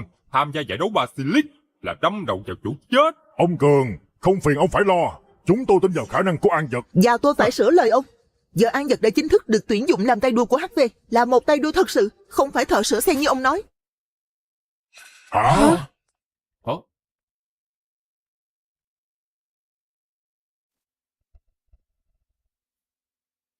Vua xe. Anh ấy là vua xe thật. Trước kia tôi từng thấy anh ấy trên tivi. Sao vua xe lại tới chỗ chúng ta? Đừng quên ông Cường đã về dưới trướng của vua xe, hắn đến chắc chắn không có ý tốt. Cậu Duy à, sao cậu lại tới đây? Để một thợ sửa xe tham dự giải đấu Basilisk không chỉ làm giấy bẩn trường đua mà cả thế giới đang dõi theo, còn làm ô nhục các tay đua nước khác.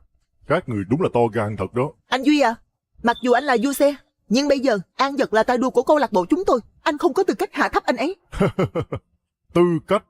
Nói về tư cách, có lẽ tôi là người duy nhất trên đời này có tư cách dạy dỗ cậu ta. Nói cách khác, thế gian này chỉ có mình tôi. Tôi nói có đúng không? Em trai thân yêu của tôi. Cái gì? Hả? Cái gì? Em trai? Sao có thể? Sao An Dật có thể là em trai của vua xe được? Cậu Duy à, cậu có nhầm không? Thợ sửa xe đó là em trai của cậu thật hả? Nhưng mà em trai của vua xe sao có thể là một thợ sửa xe ở chỗ chúng ta được? Đúng đó. Năm ấy lúc chị Tuyết nhà anh ta về, anh ta vô gia cư, đang đói lả trên đường. Không đúng. Có lời đồn vua xe Châu Bảo Duy và quán quân Ba Mùa thực ra là một cặp. Nếu như An Dật là anh em ruột của cậu Duy, vậy chẳng phải là An Dật là quán quân Ba Mùa sao? Hèn chi An Dật hiểu về xe đua như vậy. Hóa ra anh ấy chính là quán quân Ba Mùa. Trời ơi, có phải tôi đang nằm mơ không? Quán quân Ba Mùa Basilisk liên tiếp trong lời đồn chính là thợ sửa xe mà bình thường chúng ta coi khinh nè. Không thể nào. Sao anh ta là quán quân Ba Mùa được? Từ trên xuống dưới của anh ta không hề có khí chất Thảo của quán nào quân. ông Hồ và chủ tịch coi trọng cậu ấy như vậy. An Dật, Phan Văn Trí. Anh thật sự là Phan Văn Trí, quán quân Ba Mùa. Xin lỗi, vì đã giấu cô bấy lâu nay. Không sao, tôi biết anh sẽ quay trở lại mà. Từ một tay đua cự phách cao ngạo trở thành một thợ sửa xe mà ai cũng chê, là cảm giác thế nào vậy em trai?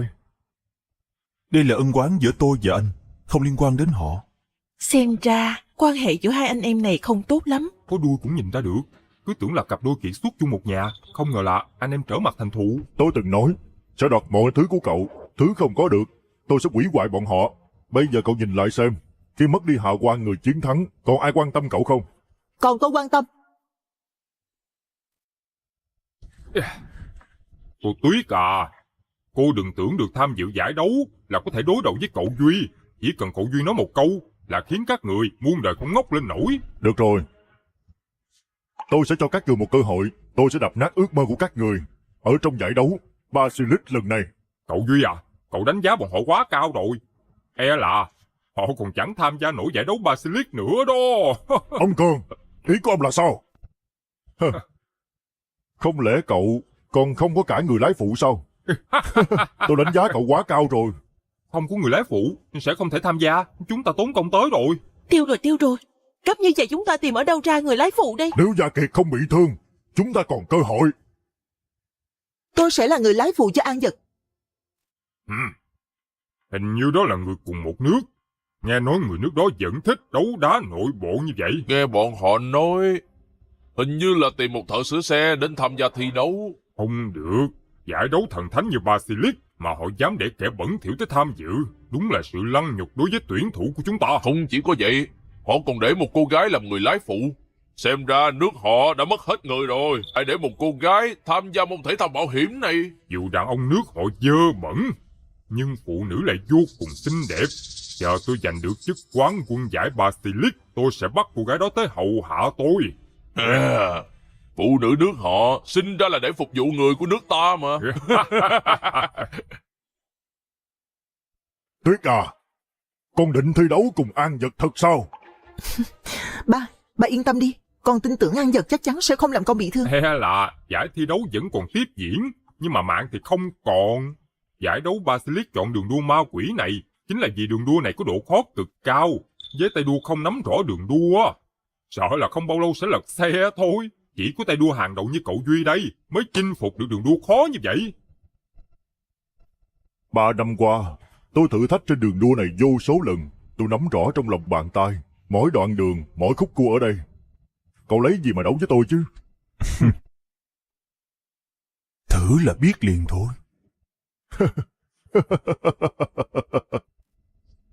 Vẫn là ngông cuồng giống như ngày xưa. Được, vậy cứ chờ xem cậu sẽ lật xe thế nào.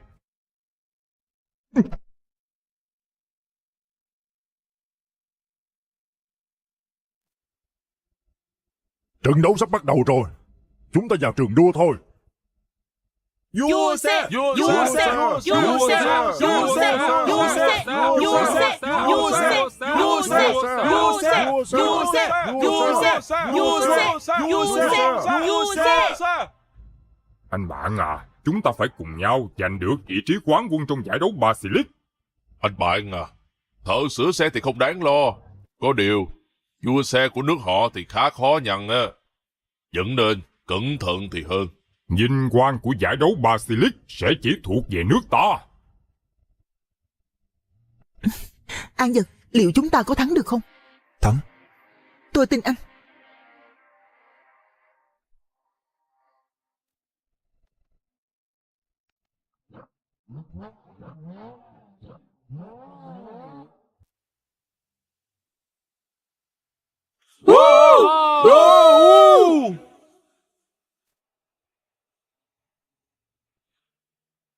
Tên An Dật nó làm được không vậy? Vượt không nổi xe của vua xe đã thôi đi, còn để tuyển thủ nước khác vượt mặt nữa. Chắc là cậu ấy muốn lái vững để thắng. Đây là đoạn đường nhiều cát, nếu tăng tốc liều lĩnh mà không nắm rõ đường đua, sợ là sẽ bị lật xe. Tuyển thủ nước bạn bám theo đất sát, không thấy sai trí đâu. Ẩn cư nhiều năm như vậy, chắc là mất hết tài cán rồi. Còn mấy người nước bạn không đuổi kịp chúng ta đâu. Nhanh quá, đám người chết tiệt. Quả nhiên là thực lực, không thể nào coi thường được, chỉ kém chúng ta chút thôi. Giữ vững đi, tìm cơ hội vượt lên.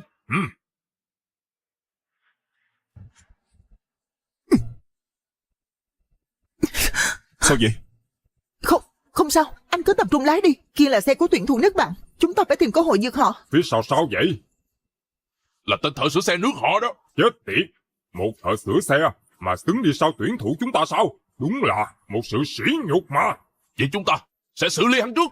Xem tôi đẩy hắn ra khỏi đường đua đây.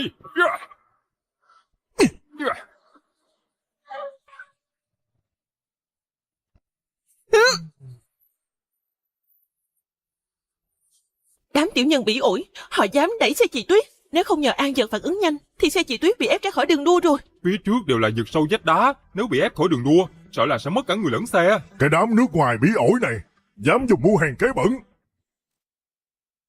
Rõ ràng là do Phan Văn Trí thua kém người ta, quán quân 3 mùa cũng chỉ có như vậy thôi. Tên An Dật đó có lái được hay không đây? Rõ ràng là do đám người nước kia quá quắt mà. Nếu cậu ta giỏi thiệt, sao ngay từ đầu không xông lên trước đi, hả? Xem ra, quán quân giải đấu này, không ai khác, chính là cậu Duy rồi. Đám nước ngoài quá bị ổi mà. Rõ ràng họ muốn ép ta khỏi đường đua. Cứ bị chặn như vậy cũng không ổn. An Dật, anh mau nghĩ cách đi. Nắm vững nha. Anh định làm gì?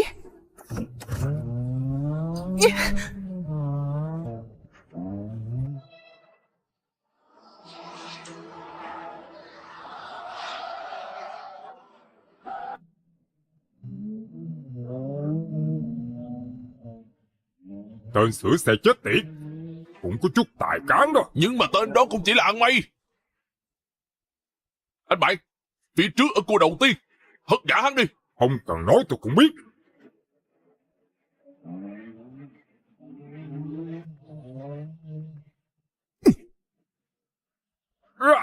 Có chuyện gì vậy? Không thể nào, hắn vượt lúc nào vậy? Tên khốn này, hắn điên rồi sao? Mau thắng lại, đừng có ép nữa. Phía trước là vực sâu đó, ép nữa mình rớt luôn bây giờ.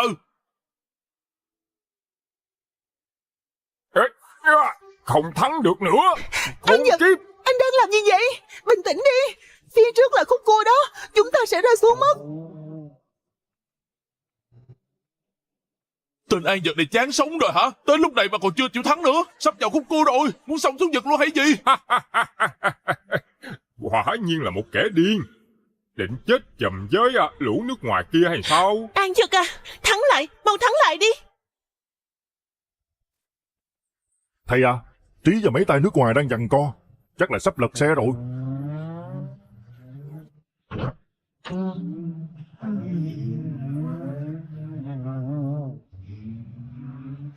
Đánh bại, mau thắng lại đi, mau thắng lại lẹ lên đi. Bọn chết tiệt đó, muốn chết cũng đừng kéo chúng ta chết chung chứ. Giờ An Dật còn không chịu thắng xe. Không lẽ anh định rơi xuống vực cùng đám nước ngoài kia à? Không, An Dật không phải là người manh động như vậy. Chắc là cậu ấy có cách khác. Anh ta thì có cách gì được nữa, sắp vào cua rồi, anh ta còn tăng tốc, với khoảng cách còn lại, anh ta có cách gì nữa? Chết chùm càng tốt, để cậu Duy khỏi phải tự ra tay. An Dật mau thắng lại đi, đến khúc cua rồi. Nắm chặt nha.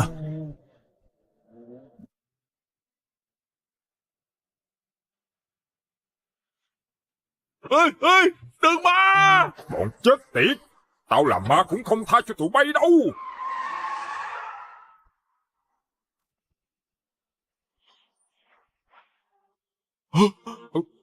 Trời ơi, vậy cũng được hả?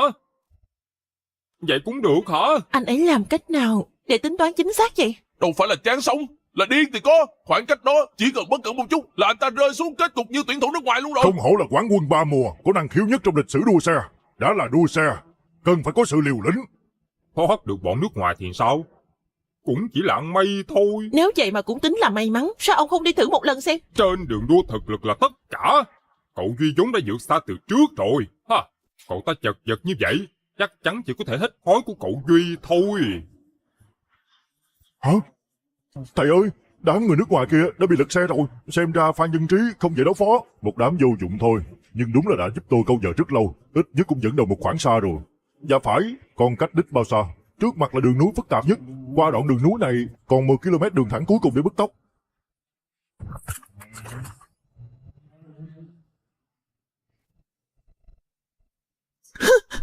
Tôi tưởng là mình sắp chết rồi chứ.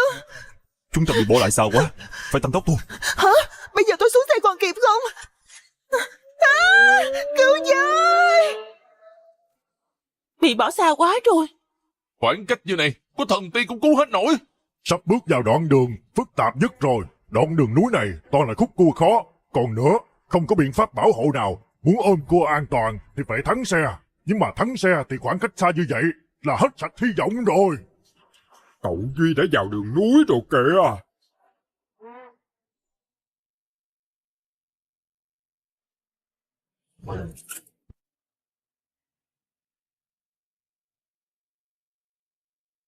Kỹ thuật lái của vua xe đúng là cao siêu. Đường núi phức tạp như vậy mà lại đi như đường bằng. Đoạn núi này cậu Duy đã lái cả 100 lần rồi. Mỗi khúc cua đều nắm rõ trong lòng bàn tay. Phan Văn Trí làm sao so được. Tiêu rồi, tiêu tùng rồi. Đường núi này rất phức tạp. Tốc độ này của chúng ta không ôm cua được. Buộc phải giảm tốc mới ôm cua được. Biết rồi. Anh nói giảm tốc mà. Sao anh lại tăng tốc chứ? Như vậy không ôm cua được. Cua được mà. Tôi muốn xuống xe. Mau thắng lại. Sắp vào khúc cua rồi, sao hắn ta còn chưa giảm tốc? Chẳng lẽ cậu ấy muốn vượt xe ven đường núi sao? Sao có thể chứ? Với tốc độ này, đừng nói là ôm cua. Muốn giữ xe cân bằng cũng không được. Giữ cách nào đây? Điên rồi. Nó đúng là điên thật rồi. Muốn nhờ đoạn núi này mà vượt xe đó hả? Đường núi phức tạp như vậy, đến cậu Duy còn phải giảm tốc. Tên này không giảm tốc, mà còn tăng tốc ôm cua. Như vậy khác nào chán sống chứ. Tiêu rồi, tiêu tùng rồi. Mau giảm tốc đi. Chúng ta bị bỏ xa quá rồi. Khúc cua phía trước là cơ hội duy nhất của chúng ta. Vậy cũng không thể liều chết được chứ.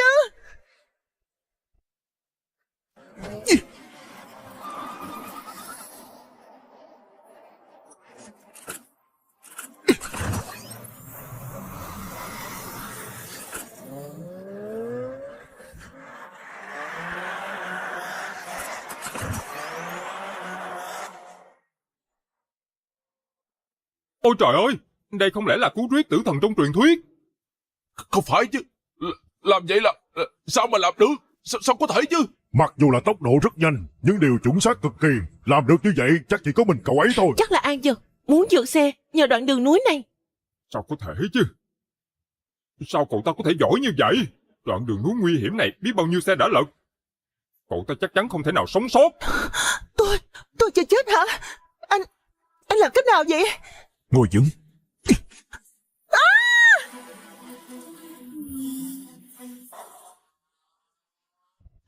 Sắp đuổi kịp rồi.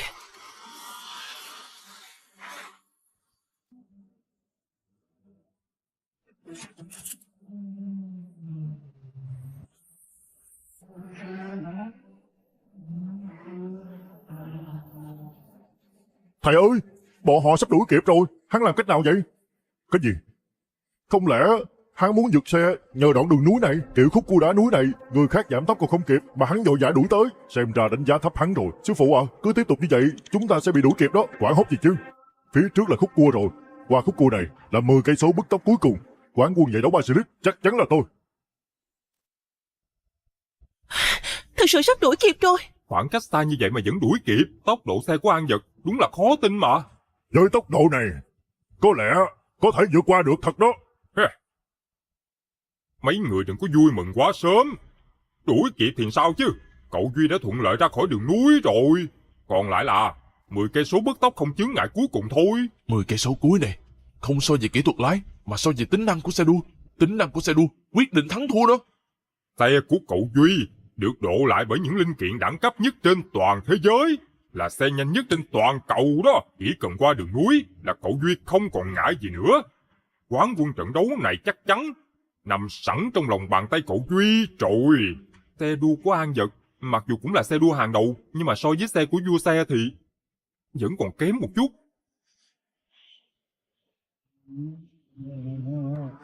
Thầy ơi, giờ chúng ta đến với 10 cây số đường thẳng bứt tốc cuối cùng. Xe đua của tên Trí đó thua xa xe chúng ta, giờ chỉ cần chúng ta đạp ga liên tục chắc chắn sẽ về đích. Không ngờ chúng ta đuổi kịp thật rồi. Tiếc là còn kém một chút. Còn chưa kết thúc. Chúng ta bỏ lỡ đường núi duy nhất phía trước. Giờ là 10 km bứt tốc. Giờ không trông cậy vào kỹ năng mà là tính năng và độ bền của xe đua. Xe đua của Duy tốt hơn xe chúng ta nhiều. Chúng ta không đuổi kịp đâu. Chưa chắc.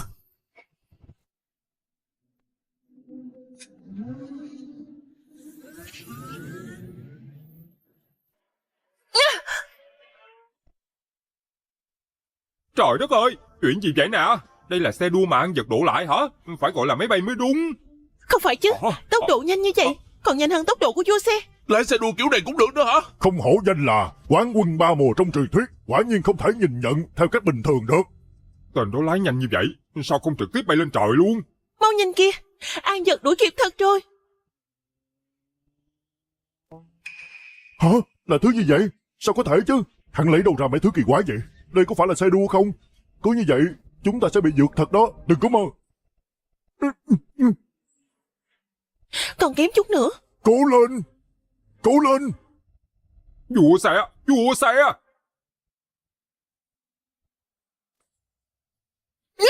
An Vật nhanh quá rồi. Không giọt lên được thầy ơi, sắp bị vượt rồi. Im đi, tôi mới chính là vua đua xe thế giới, quán quân chỉ có thể là tôi.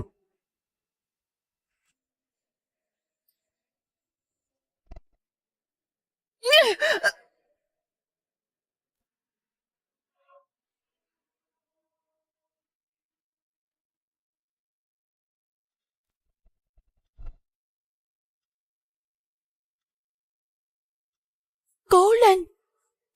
Cố lên! Cố lên!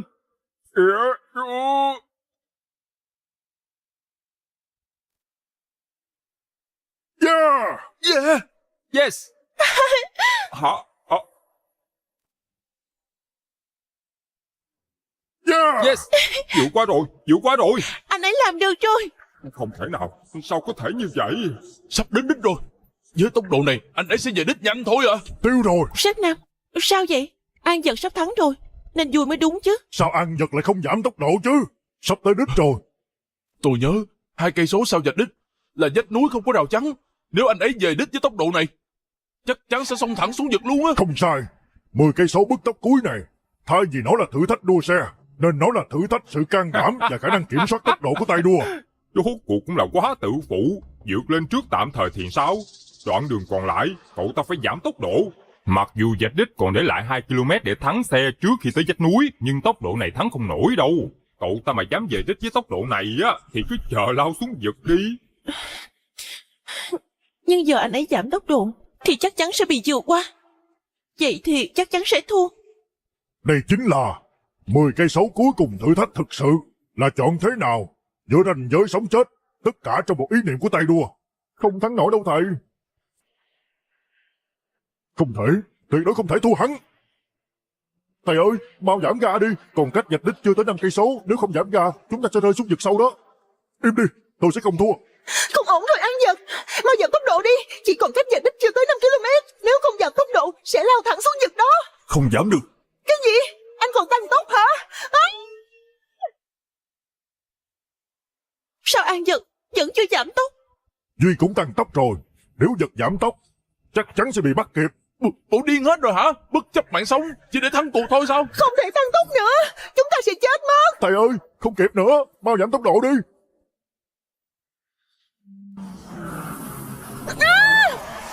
Thầy ơi, 2 cây số nữa thôi. Chết tiệt. Đền bù nếu xe hỏng lên tới 1,5 tỷ. Hả? Giải đấu Basilisk. Yeah. Thật rồi. Thắng Yeah. rồi. Yeah. Chị Tuyết thắng thật rồi. Quán hô. Không thể nào. Sao cậu Duy có thể thua được chứ? Yeah. Khoan đã. Ăn vật sắp rơi xuống vực rồi.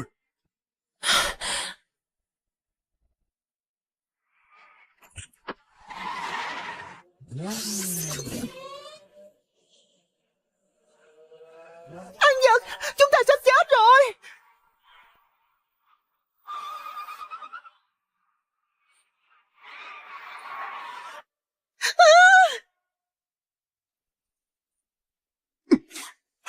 Tiêu rồi, lần này chết chắc rồi, sắp rơi xuống vực rồi. Tiêu rồi, không thắng được rồi. Đúng là tự tìm đường chết. Khoảng cách ngắn như vậy mà còn bứt tốc hết mức. Không chết thì ai chết?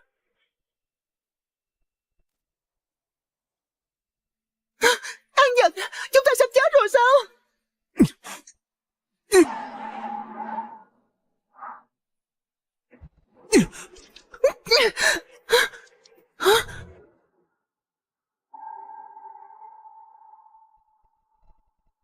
Thầy ơi, chúng ta thua không quan. Cậu tìm lấy kết cục này thì đi chết đi. Chị Tuyết ơi, chị chết thảm quá. Im miệng. Ít nhất 2 đứa nó đã chứng minh bản thân cho thế giới thấy. Ngu ngốc. Ngu hết chỗ nói. Vì vị trí quán quân mà dâng cả tính mạng của mình. Còn ở đó mà tự hào nữa. Đồ vô liêm sĩ. Ông hiểu cái gì? Ông có biết trận đấu này có ý nghĩa thế nào hay không? Đây là câu trả lời cho bản thân cậu ấy, cũng là câu trả lời cho ba cậu ấy.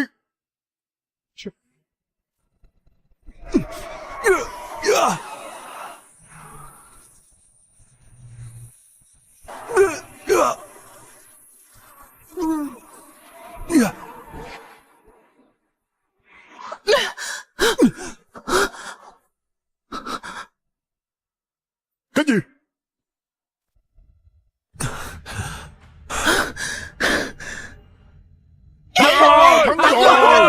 Thắng rồi!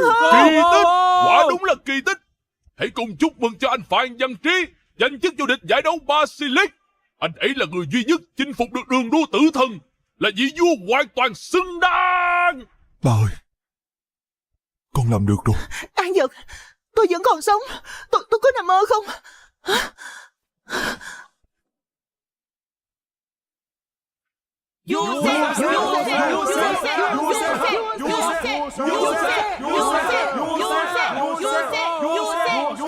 Chị Tuyết, chị Tuyết, chị không sao chứ?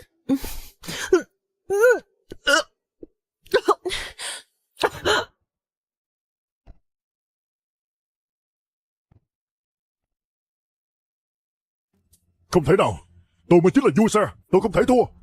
Anh Duy, anh bị quyền lực và dục vọng che mờ đôi mắt. Anh mãi mãi không biết 2 chữ vô xe nặng nề như thế nào. Tất cả đều do cậu Hải. Nếu như năm đó ba không có thành kiến với tôi, thì sao tôi phải đi bước đường hôm nay? Anh có biết năm đó vì sao ba bị tai nạn hay không hả? Đều là do ông ấy tự chuốc lấy. Anh sai rồi. Hôm đó là sinh nhật của anh. Ba đi mua bánh kem cho anh. Trên đường đi gặp tai nạn. Ba chưa bao giờ coi anh là người ngoài hết. Cái gì?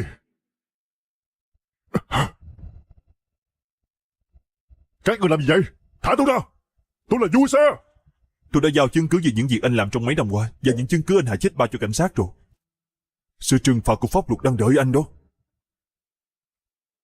Vào tù rồi, cứ từ từ hối lỗi với ba đi ha. Đi.